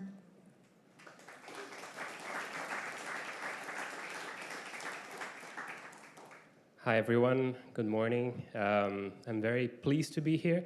Despite having been with UNESCO for 10 years, it's my first time at the office and in Venice.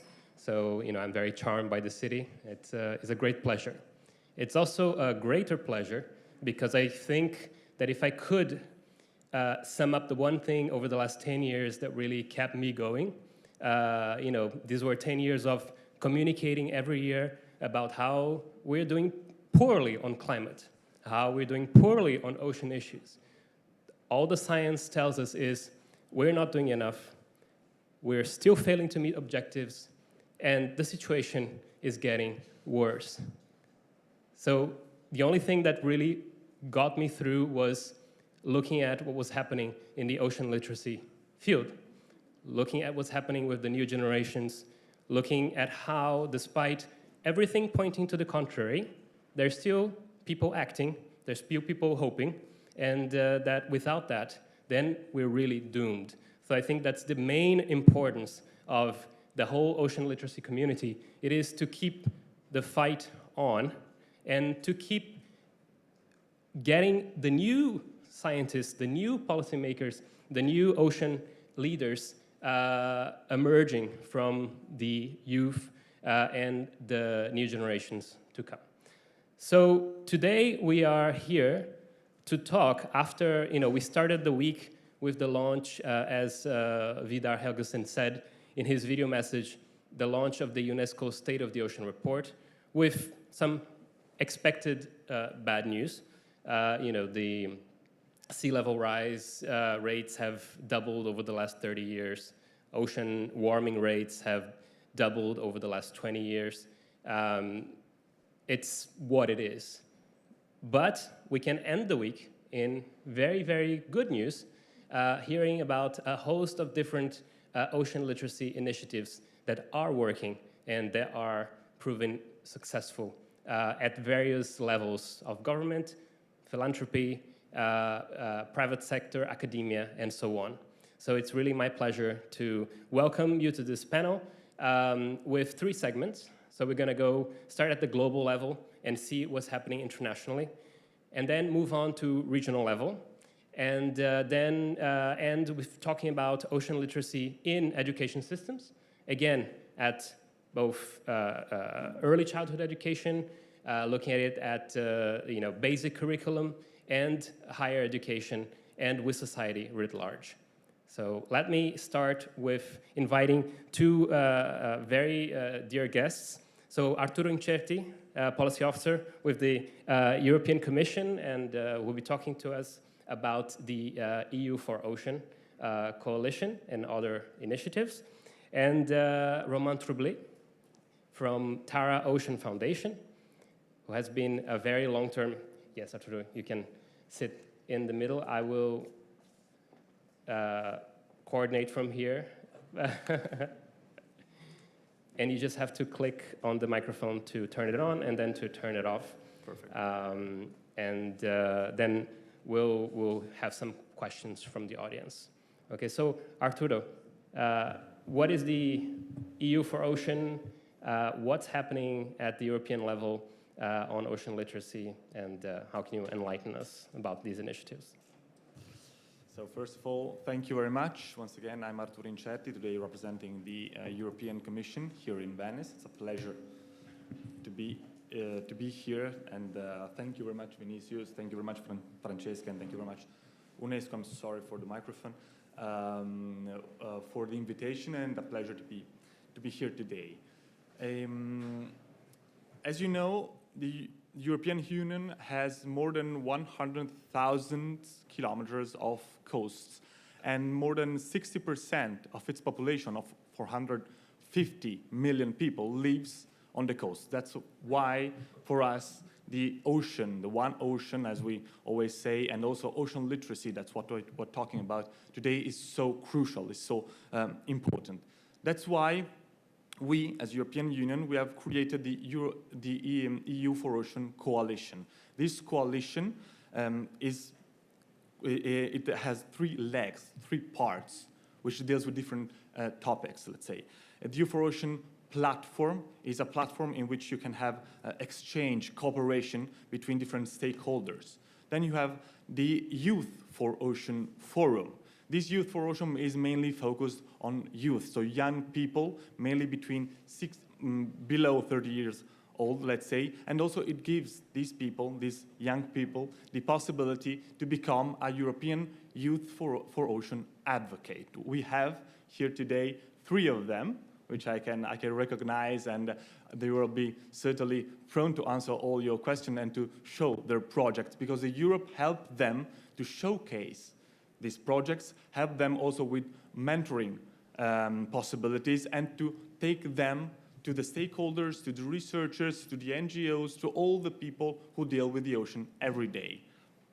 Lastly, as already also this morning by the UNESCO Executive Secretary mentioned, we have, as we all know, the Challenge 10. The Challenge 10 on the white paper of UNESCO, on the third driver of this Challenge 10 is education, as also Hugo mentioned before me.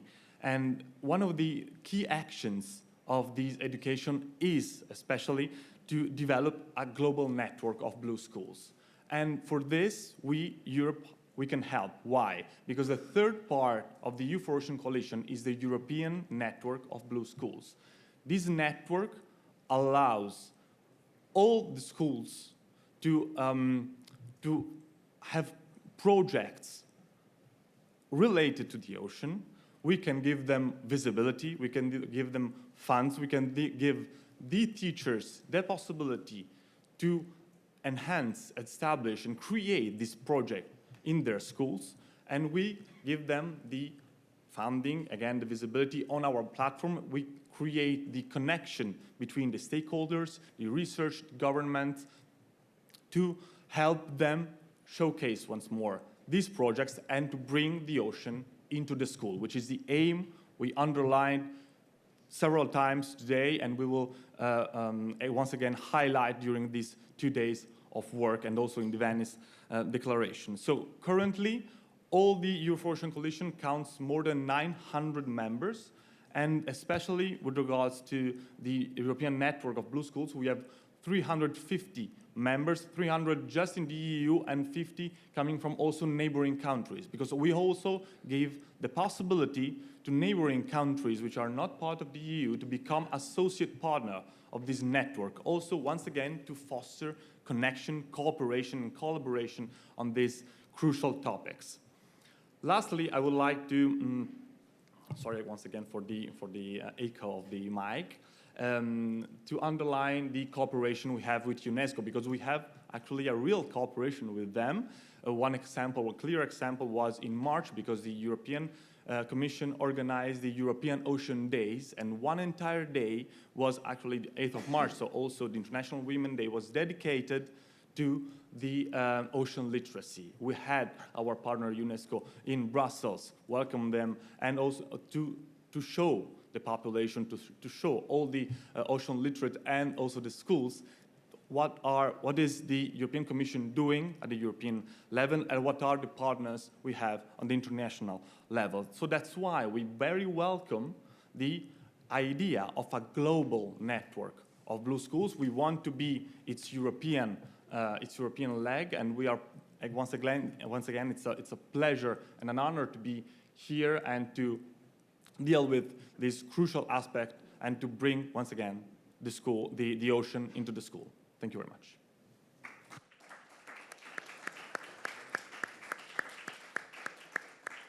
Thank you very much, Arturo. Now, Homa, you're coming at it from a different perspective. You had, a foundation that has been at the very state-of-the-art of science observation and promotion of that science to public through outreach and engagement activities. For a long time, we have a long history of cooperation with the IOC of UNESCO. So what is happening today, and what's really working at your sphere of philanthropy, science, and public engagement? Thank you, Vinny. Thank you all for being here. Thank you for your invitation. I'm very happy to be in front of you today. And also thank you for the city of Venezia, who is for the hospitality of the vessel Tara. Tara is at the Giardini. If you want to come and see us with this, maybe you can walk on board, showing this. For the next couple of days, we're going to leave Sunday morning, so only today and tomorrow.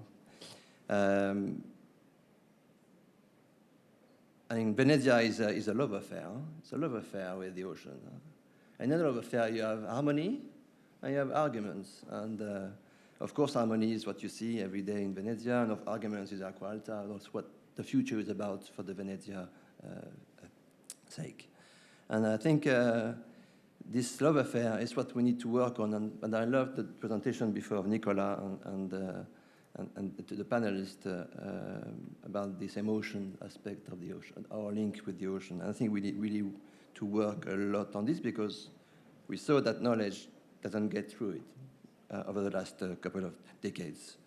So on Tara, the vessel Tara, we crisscross the planet since 20 years now. It's a schooner, it's a very small vessel, but she sails 300 days a year with scientists on board, with huge programs that addresses diversity of the ocean and life on board. And we did this across from pole to pole, from the North Pole to the Antarctic, from many places, 75 countries visited, 300 port calls like the one in Venezia today. And in fact, we are sailing on the ocean, but we are sailing on the ocean of life. And our work on Tara, as you mentioned, Vinicius, we will work on the life in the ocean, which is crowded. Huh? Billions of organisms in every liter of seawater. And for the general public, the ocean is a surface you can sail on, you can have ships running on it, but it's very hard to. There is zoos and aquariums showing you montas and all these things. But the intrinsic, the really privacy of the ocean. It's huge ecosystem, microscopic ecosystem you can see with your eyes. But when you look at this with science, you really realize that this is a huge engine for life on this planet. Oxygen, we mentioned this before, carbon dioxide, proteins, etc. And it's a magic. The way it works, it's a chaotic environment, it's dynamic, and despite all this chaos, this is producing our life support system. So this is really this kind of, showing the ocean as a living organism, I think is very important, and showing the ocean as one. When we study the ocean on Tara, we consider this ocean as a cell. It is a cell on this planet. One cell with a lot of things inside that are producing what this cell is about to produce, producing life. And so really, we really look at the ocean when we study it as a cell. And the thing is, this idea of having one ocean that's been mentioned a lot this morning is not there yet. I mean, I talk to the press people all over the world for the last 20 years, and they always ask me about the oceans. About the oceans. To have a love affair with someone, it is about someone. It's with one person. It's not about with a crowd of people. It's not with a group. You are building relationship with each other. And I think this fight for this one ocean, without describing the S, I think is the fight of our next decades still to go. And if I have one call to build this relationship, is that to say that we need to talk about one ocean. And UNESCO is doing it very well. Scientists are not doing it already. And journalists and the press people and the teachers less and less today, and still asking for oceans and all these things. That's why I think it's very important to build this on.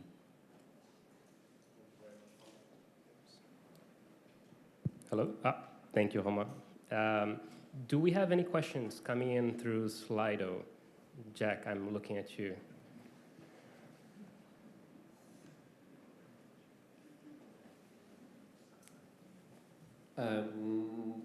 Yes, we have lots of questions. Do we have any examples of how non-formal, non-traditional ocean education is now permeating or influencing formal education that we can be inspired by?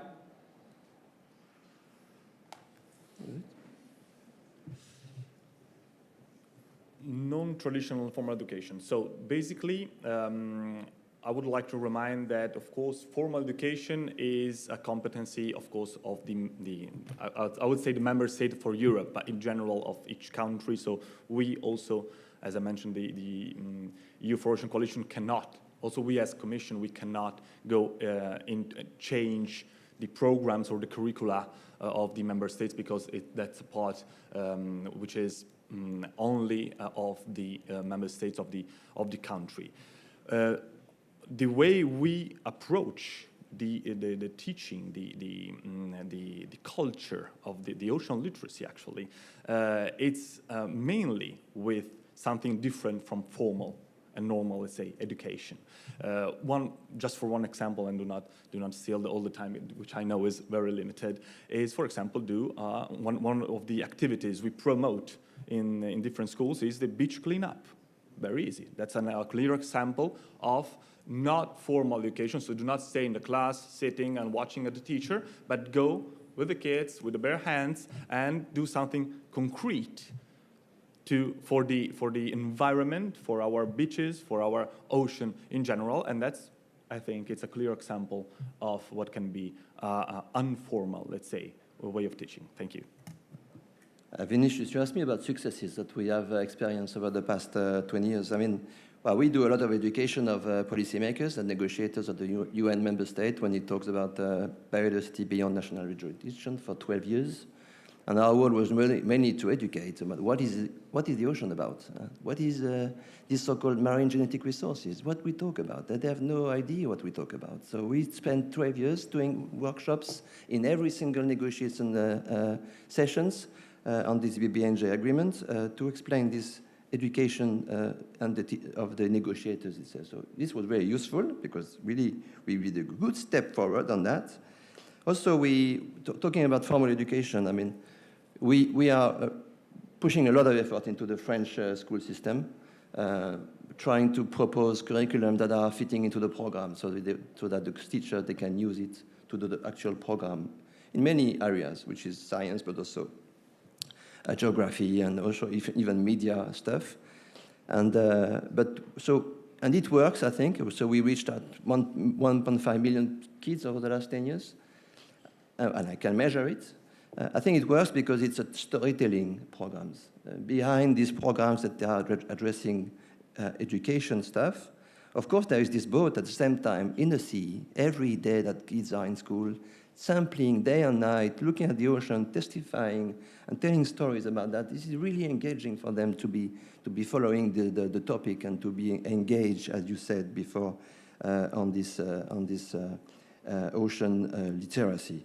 And I think this storytelling, we should really try to work a lot on this, because there's nothing better than people telling their own life, why they do this, why they came to this work, why they became a scientist, so that the kids can identify themselves to a story of life, to where they want to go in the future. And I think these kind of projects, that there's many of them, we are doing it, but there are Oceanics, many other vessels that I wanted to outreach the media and talk about the people on board, that let them talk what they do. We don't need more heroes, we need people like you and I telling why they do such things in the ocean every day. That's really what I believe. That's great, thank you, Homa. And I'm glad that you mentioned, ocean literacy in the context of the BBNJ negotiations. I'm sure some of you at least will know, it's been mentioned before, that the UN finally got to agreement on a treaty on protecting, sustainably managing biodiversity in areas beyond national jurisdiction. Is a major milestone, probably the biggest milestone, I think, since UNCLOS, which is the UN Convention on Law of the Sea, trying not to go into the acronym soup. It is, we often think about ocean literacy in the context of education, because that's where it came from. Or we think about ocean literacy in the context of society or the public, but actually ocean literacy has been a critical element of getting these deals across. And we forget that diplomats and ambassadors don't necessarily have the ocean expertise and are members of the general public. And so there's been a very strong push, not just from the ocean literacy, but also of the strategic communications community to try and bring ocean literacy to these very formal arenas and push for greater understanding. So thank you very much, Arturo, Homa. Thank you for participating in our panel and for highlighting your initiatives. I would like now to go into, out from the international global sphere and dig a little deeper into the regional focus. And I would like to invite two, and I'm really happy that this next segment is composed solely of early career ocean professionals. And so I'd like to invite Afik Durrani Mohamed Fahmy from the University of Malaysia, Terengganu, and a member of the Ocean Literacy group of experts, and a member of the Asia group of early career ocean professionals. Thank you, Afik. And Shamim Vazi Nyanda. I hope I got that right. I promise I practiced in front of the mirror today several times. From the Tanzania Ocean Climate Innovation Hub. And we would love to hear about, you operate in these very, very diverse regions, which are each a world of their own, with diversities and that both enrich but also probably complicate coordination around ocean literacy programs. So can you talk to us a little bit about that? Afik, maybe we'll start with you. What's been your experience? What's going on? Thank you. Right. Hello. Hi. Thank you. And I think for the most part, everyone in this room would probably not expect to see me representing someone who looks like me to be representing Asia. Normally, you would think of people coming from Japan, from China, or Korea to be representing advances in Asia. So what I am here to bring you is to highlight the diversity in Asia and how we are basically making up half of the global population. There's a lot of projects coming from Asia in highlighting ocean literacy, whether it is organized regionally or whether it is organized nationally. So the projects that come nationally from each countries that I tried to highlight here, they come with a lot of heart, a lot of understanding traditional cultures and harnessing that, and also working with communities who have been living in the sea or close to the sea. And this creates this fragmentation, or this bottom-up approach creates this fragmentation of ocean literacy in Asia. So if you remember from, or at least the State of the Ocean report, Asia is, for the most part, under-documented. And this is because we are not coordinated yet, and most of the efforts are coming from ground up, and it's amazing work, but there is a cultural as well as a language barrier to report these kinds of activities. Again, activities in Asia are mostly language varied or language diverse. Each community, each small pocket of Asia has their own culture and language and tradition that is respectful of the ocean, and as well as in celebrating the ocean, but these goes underrepresented for the most part. There is also current situations, threats on ocean literacy in Asia. We know of Palestine, for example, and we know of now recently Bajau Laut people. So you probably have heard of Bajau from documentaries. They are sea nomads, sea gypsies, and currently they are facing threats because of land-based governance, land-based laws, land policies that have threatened their livelihood. Even though they are very well documented, they are not protected. So cultures that live closely to the sea and have ocean literacy intricately within them are currently not protected. So that would be the challenges, and that would be something we would hope to bring up. And working with the cultural and language barriers, this is where ECOPS comes in. This is the game changer of our current generation, allowing this access. So culturally, we are told to obey and respect your elders. No matter what they say, you follow. But ECOPS is allowing for younger voices to come up. We have access to social media. We have access to reporting, unbiased, decentralized communication. And this is the tool that we need to move forward. So my way forward, at least my recommendation, or collectively the ECOPS and Ocean Literacy Asia team, we want our team to be bigger, that represents each nation, represents different backgrounds, that also represents different backgrounds in academia, in the finance sector, in NGOs. We want this diverse team to be able to record, to be able to move each nation's work, and to be able to basically report it better moving forward. And then we can highlight, actually, Ocean Literacy Asia is alive and kicking. We are faced with multiple challenges because of our diversity, but we are strong also because of our diversity. I think that's all. Thank you. Thank you, Afiq.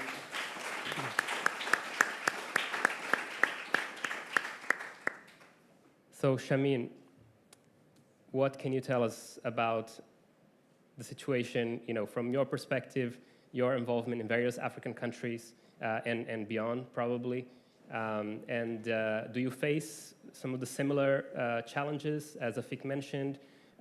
What are the peculiarities of the work that's being carried out?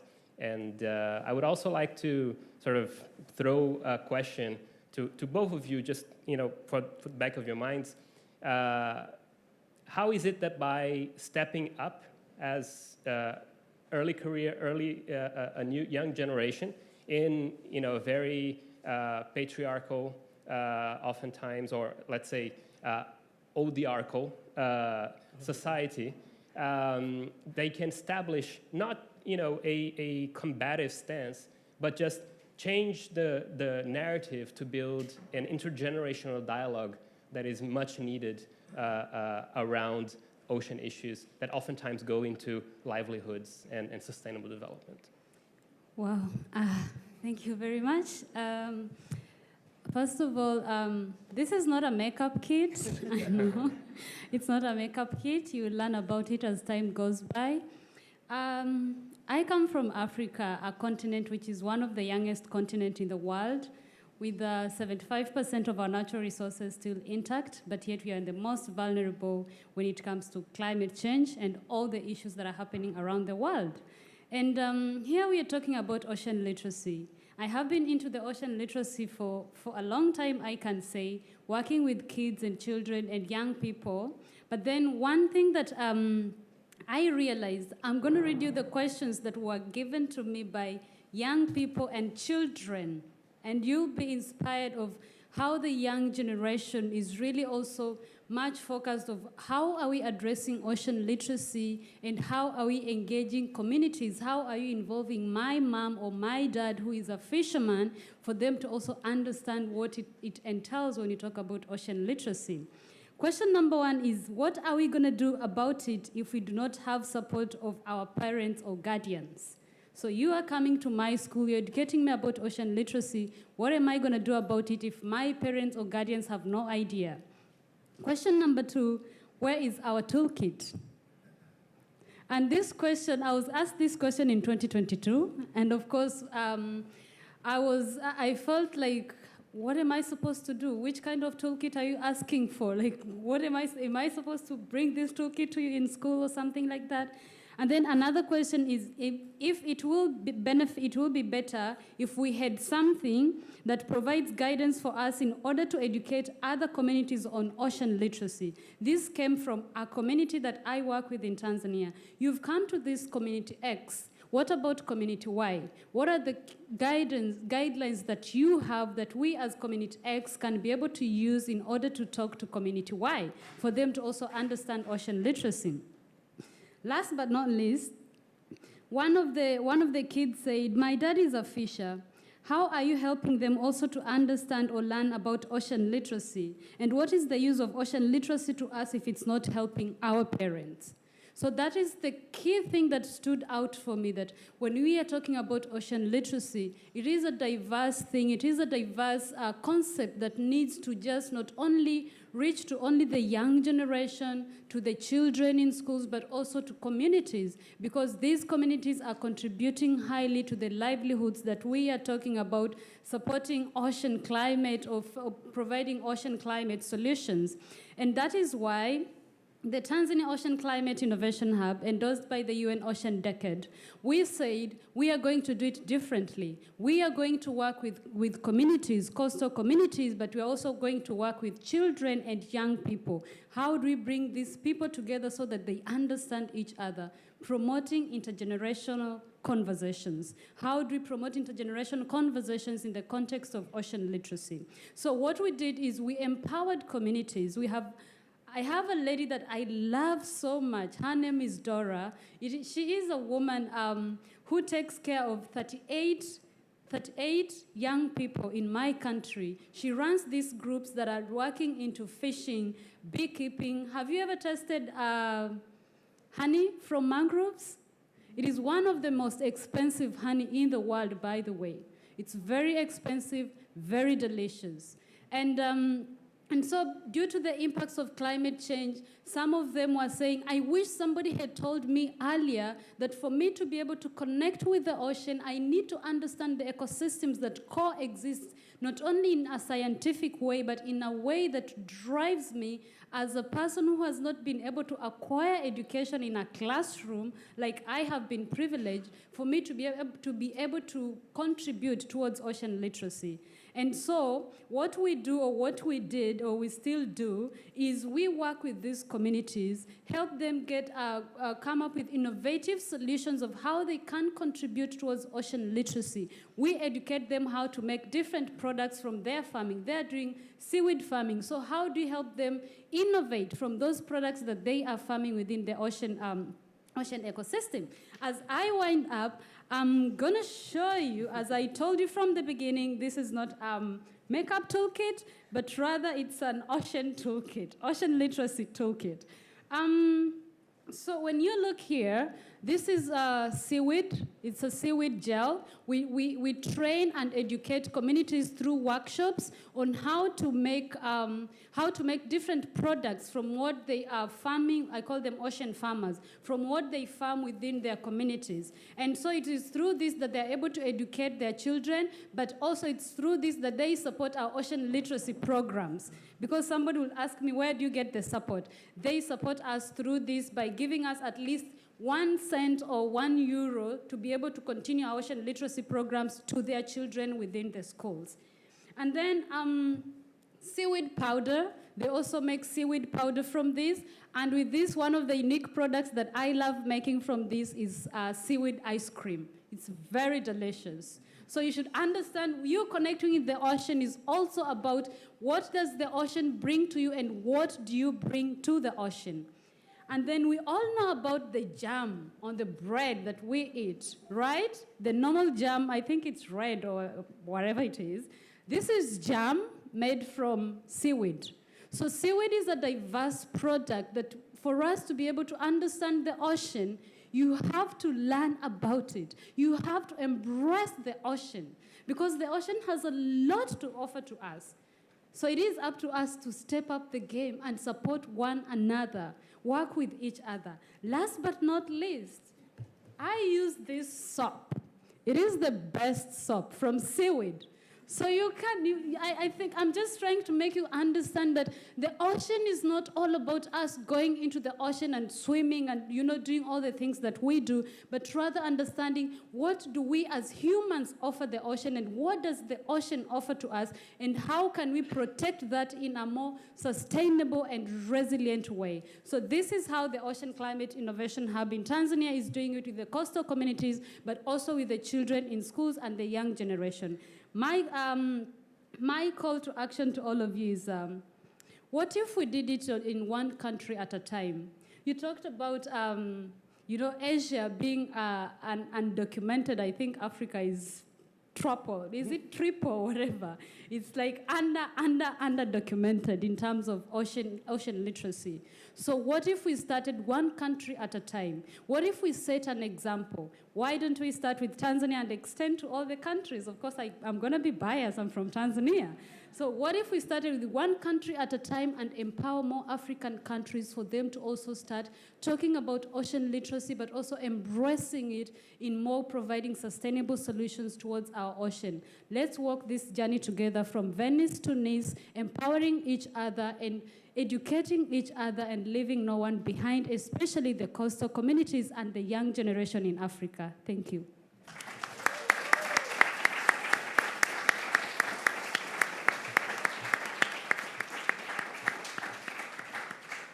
Jack, can we put the QR code for signups for Shamim's seaweed atelier workshops on?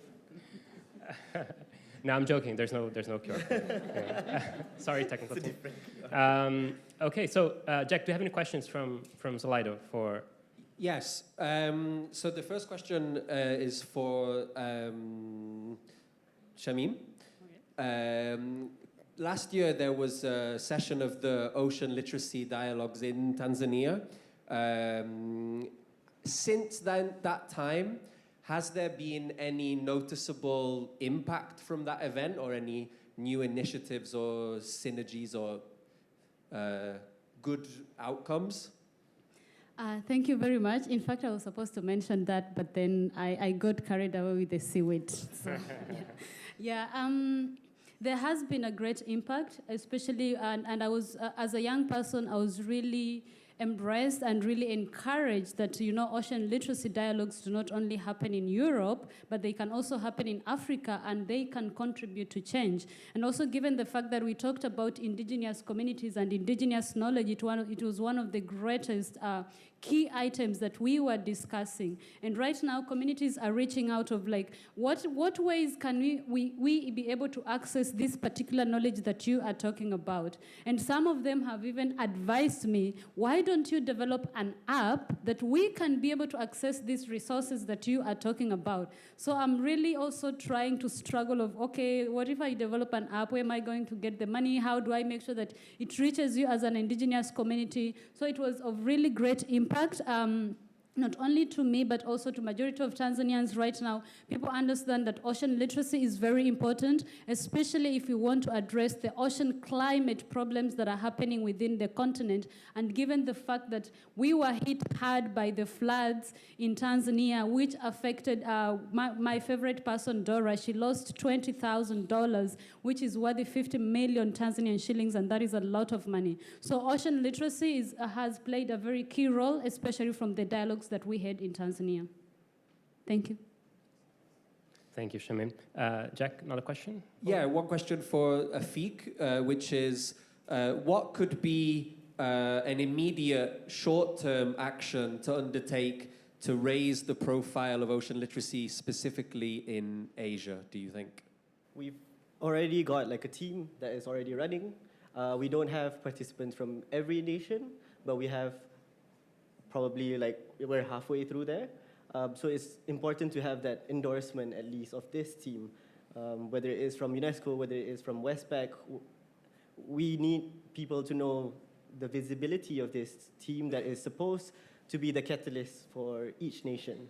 So they will be equipped within the network. They should be equipped with enough knowledge and skills for them to carry what needs to be done for each country. So whether it is the blue curriculum, whether it is empowering from the ground up, whether it is also influencing political will, as well as finding the right funding for each country to take their projects and run off. Because, not run off, like run with it. Basically, it's a system to help each other be more collected and be visible and help each other out. Because we don't have all the skills with one person. We rely on the team to have all the skills necessary. Thank you. I think we're going to have to... It's not a question, it's just a comment that I wanted to share Please. from an anonymous person in the audience that says, Shamim and Afik, you guys rock. So, I don't know who said that.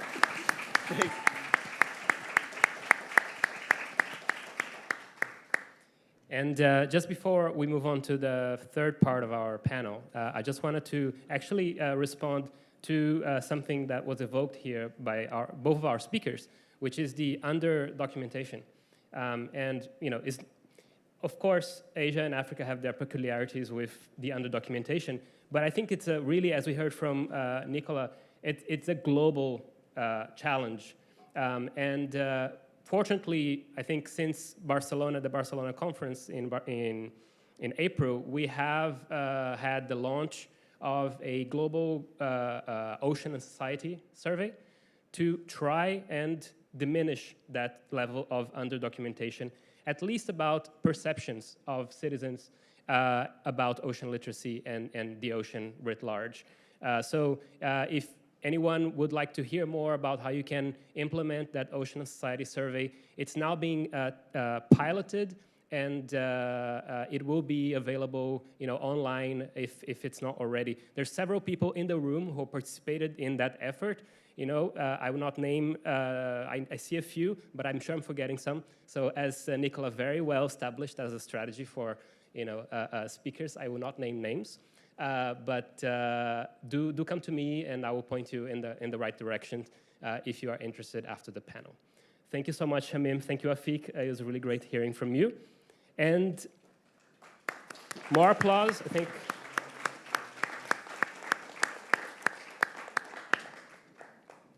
And I guess we end the panel where ocean literacy started, which is looking at ocean literacy in the context of education, but at different levels of education. You know, all the way from early childhood education to higher education and everything in between. What is happening? What are the major initiatives taking place? And I would like to invite now to join us Ronaldo Cristofoletti, who's co-chair of the IOC UNESCO group of ocean literacy experts, also a member of the Ocean Literacy With All project, and a professor at the Federal University of São Paulo. Mario Sprovieri, director of the Marine Sciences Institute at Italy's National Research Council. And Michela Scenetti, sorry, Michela, my Italian is a bit rusty, professor at the University of Bologna, and who's going to talk to us about the beautiful and really close to my heart project of the kindergarten of the lagoon. So let's start maybe with you, Mario, and hear about, what is happening. I know that it's not just about higher education. It's much larger than that. But what is ISMAR and Italy doing to promote ocean literacy in the country and beyond? Thank you, Vinicius. Thank you, Francesca, for inviting me to this interesting panel. And also thanks to Nicola and Ugo for the very nice presentation and very inspiring presentation. Actually, my job today is to present. I would like to share with you something about our recent project launched in the context of the Recovery and Resilience Plan, already mentioned by my president today, and named Italian National Biodiversity Future Center. About 2,000 researchers deeply involved in a number of sectors of biodiversity, terrestrial biodiversity, urban biodiversity, and of course, marine biodiversity.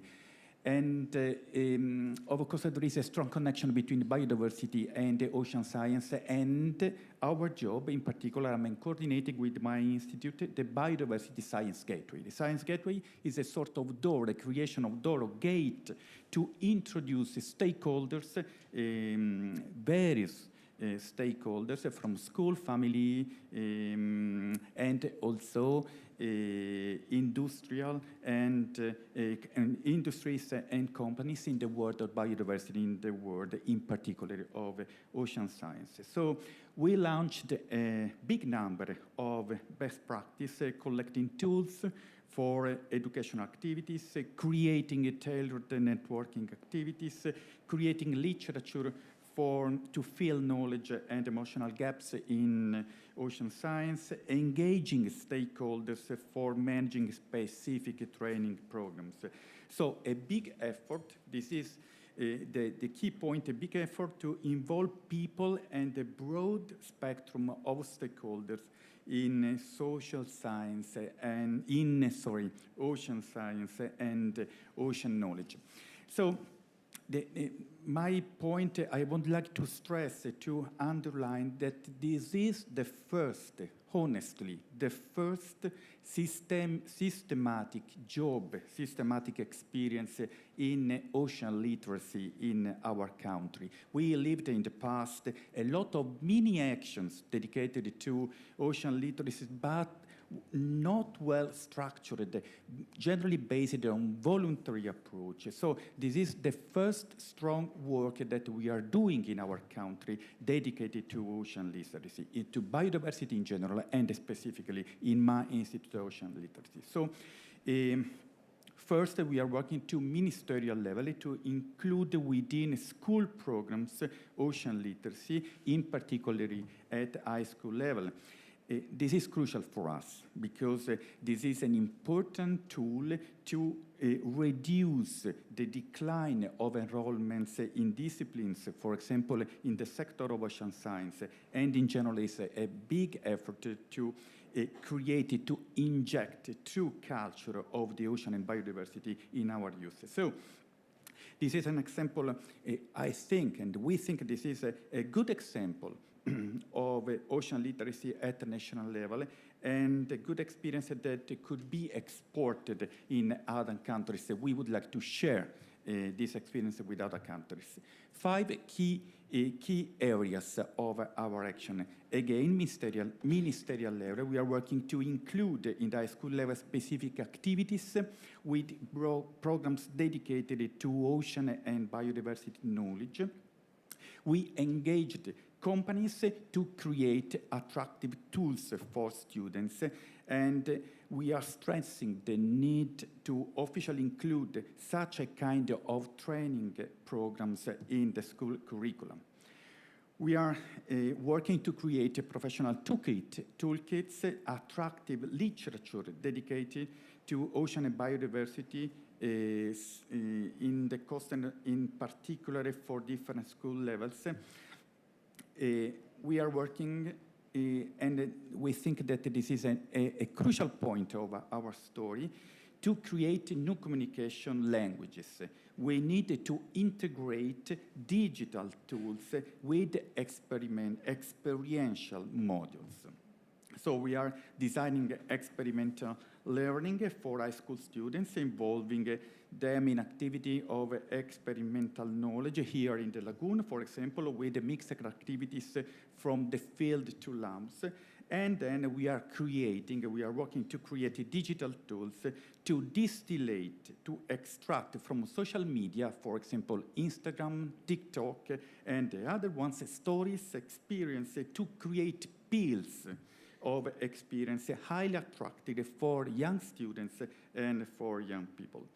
For example, we are working with the platform Wheel, extremely useful to working with artificial intelligence just to extract, to distillate experience and peels of ocean science from the net and creating highly professional pitches for young people. So finally, we are creating a couple of startups dedicated and focusing on ocean literacy, and that's a way to induce business for ocean literacy. We want to change our mindset, moving from a voluntary basis, a sort of amateur basis, to a true professional experience. So this is our story, this is our experience, and we hope this could stimulate the discussion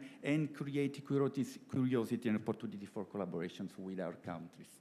Thank you, Mario. Thank you very much for this very enlightening talk about what's going on at ISMAR and in Italy, and now doing what many millions of Italians have done in the past. We'll go to Brazil and to hear from Ronaldo about how the challenges and already early victories in the implementation and mainstreaming of ocean literacy in national curriculum, and at various levels that you're working, both national and subnational. So fire away.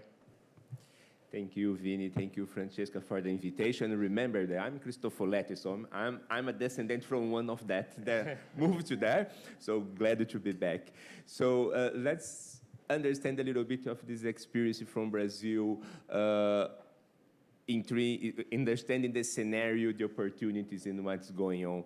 I mean, when I say about the scenario, we start by what Hugo said about the classroom, that we bring children then and we want them quiet and so on. And I would scale it up for a country. So why should we decide what to do? Specifically in a country like Brazil, with the size of Brazil and the diversity of realities, socioeconomic, environmental realities. So we look at that and said, let's make it free and have no single pathway.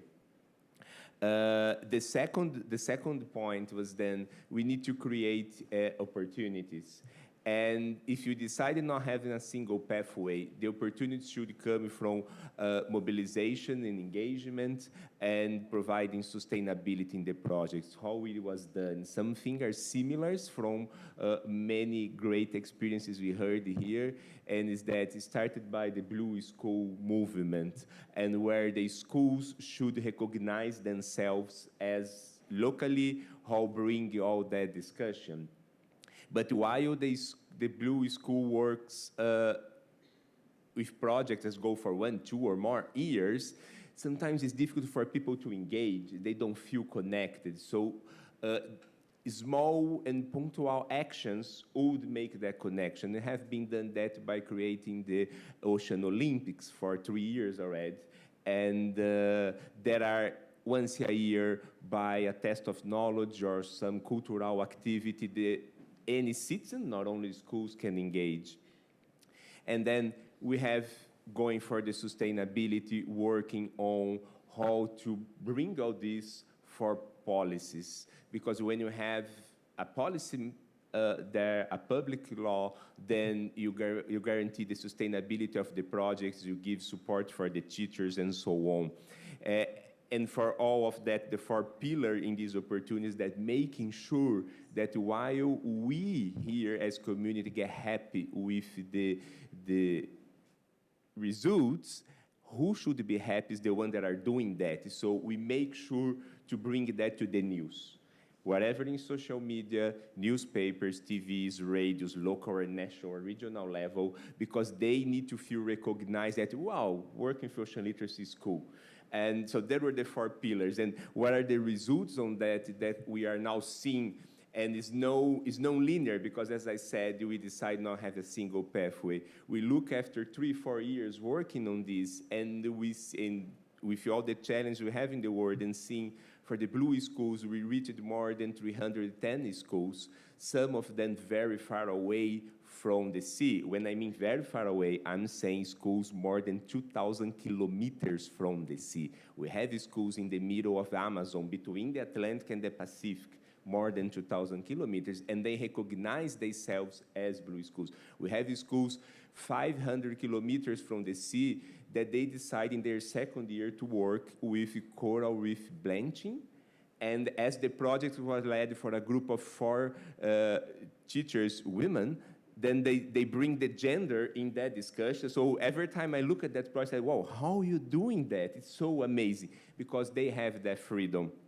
And most of these schools, they go now for the Ocean Olympics presenting their results, but we also have the opposite. When I mentioned the schools in the middle of Amazon, 2,000 kilometers, they didn't recognize themselves as blue schools at the beginning.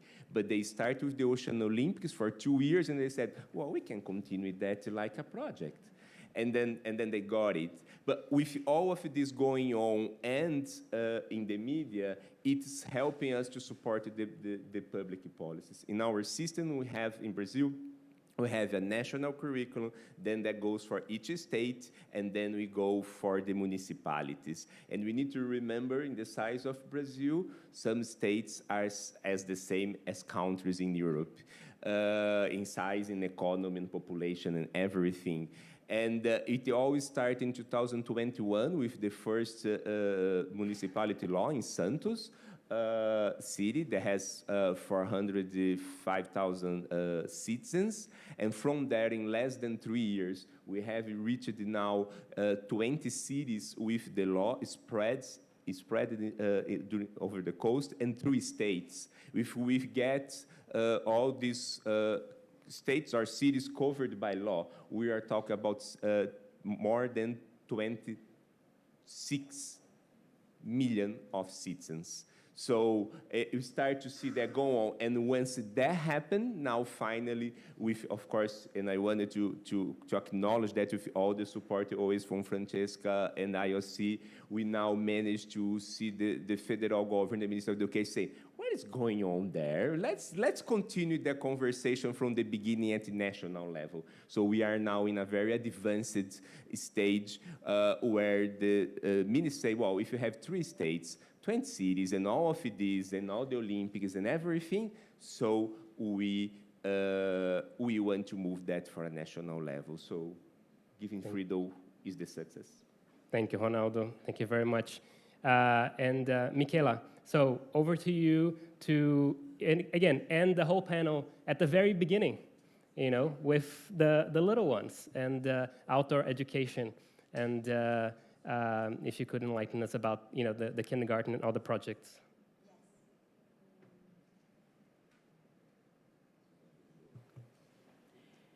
Hi to everyone. I'm thrilled to be here with you today because Challenge 10 engage all of us, and I think that is so good.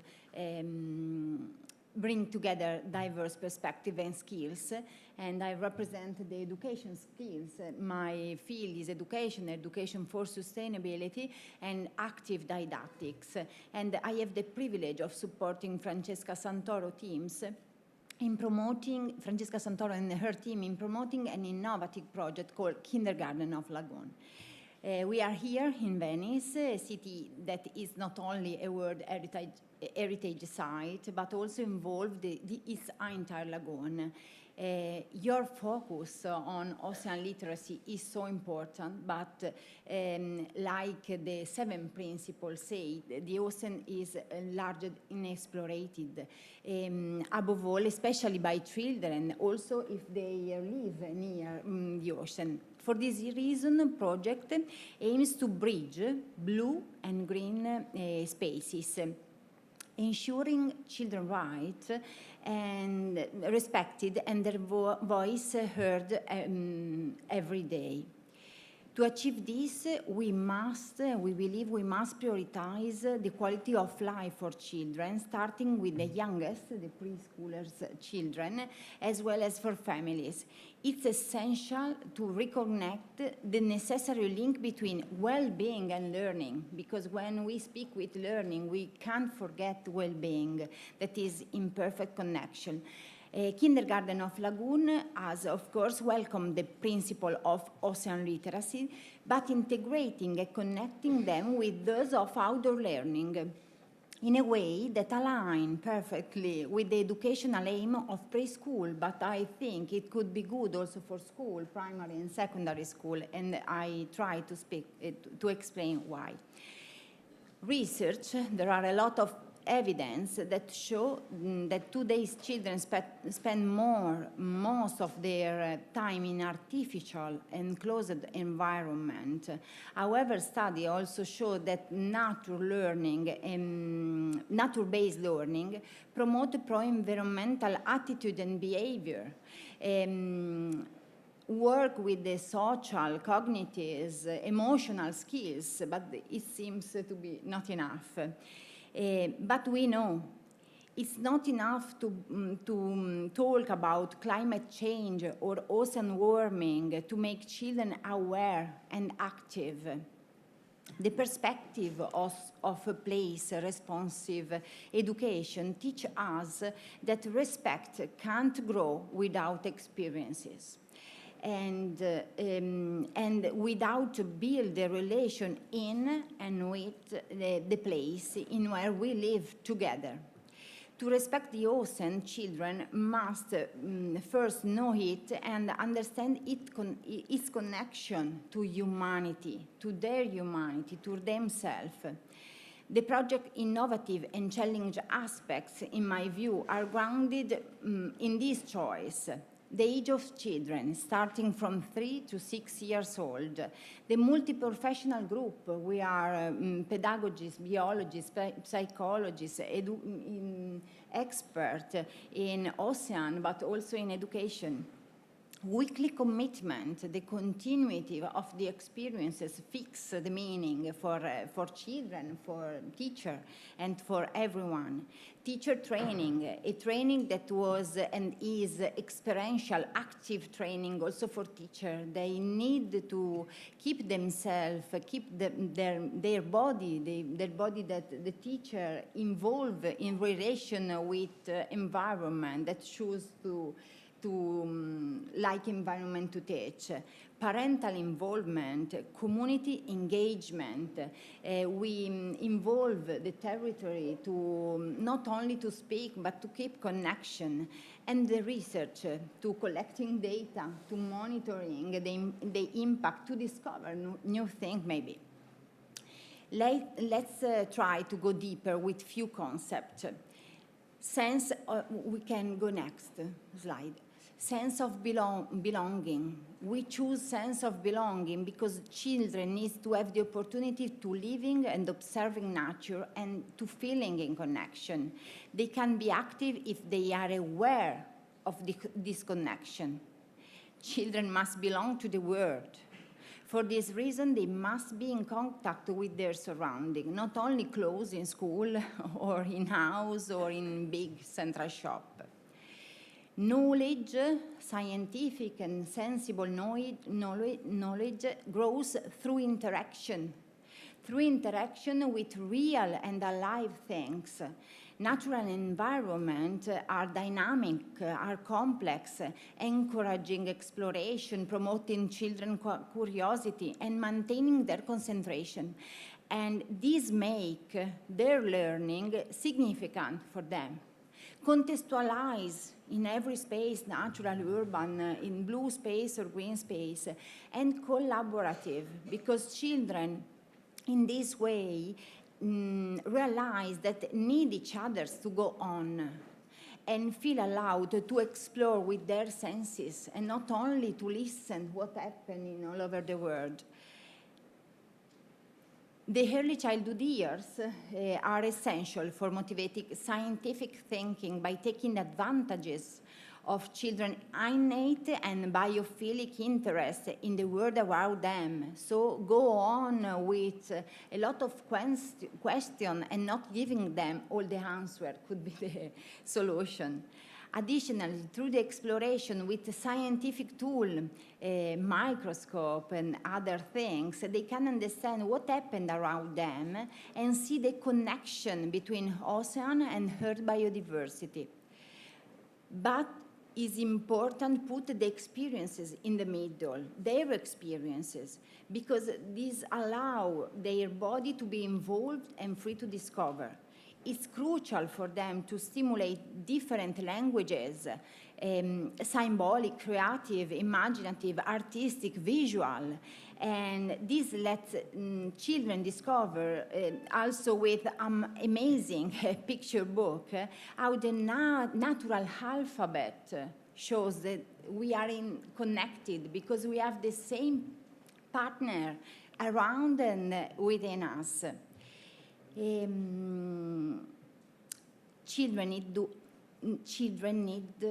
to act locally for things globally and to stay in the present to dealing with the future.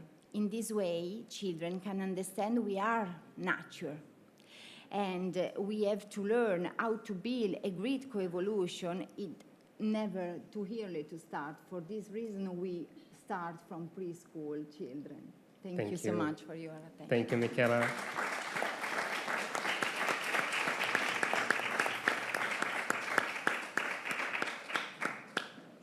It's nice to end with beautiful photos of children and the ocean. We have gone through a fairly large arc, I think. We will unfortunately not be able to take any questions for this panel because I think we have a boat waiting for us. We should never let a boat wait for us, and particularly in Venice, which might be our only way to get through. But it was a pleasure. I hope that you got a lot from this panel, as much as I did at least, and we look forward to interacting with all of you through the next few parts of the event. Thank you very much.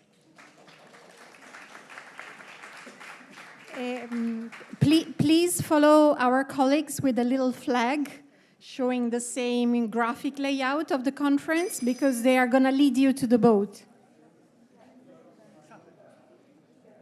In any case, if you get lost, is the gate E.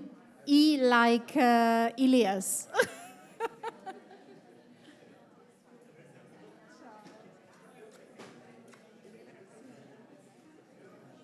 Caldo veneziano.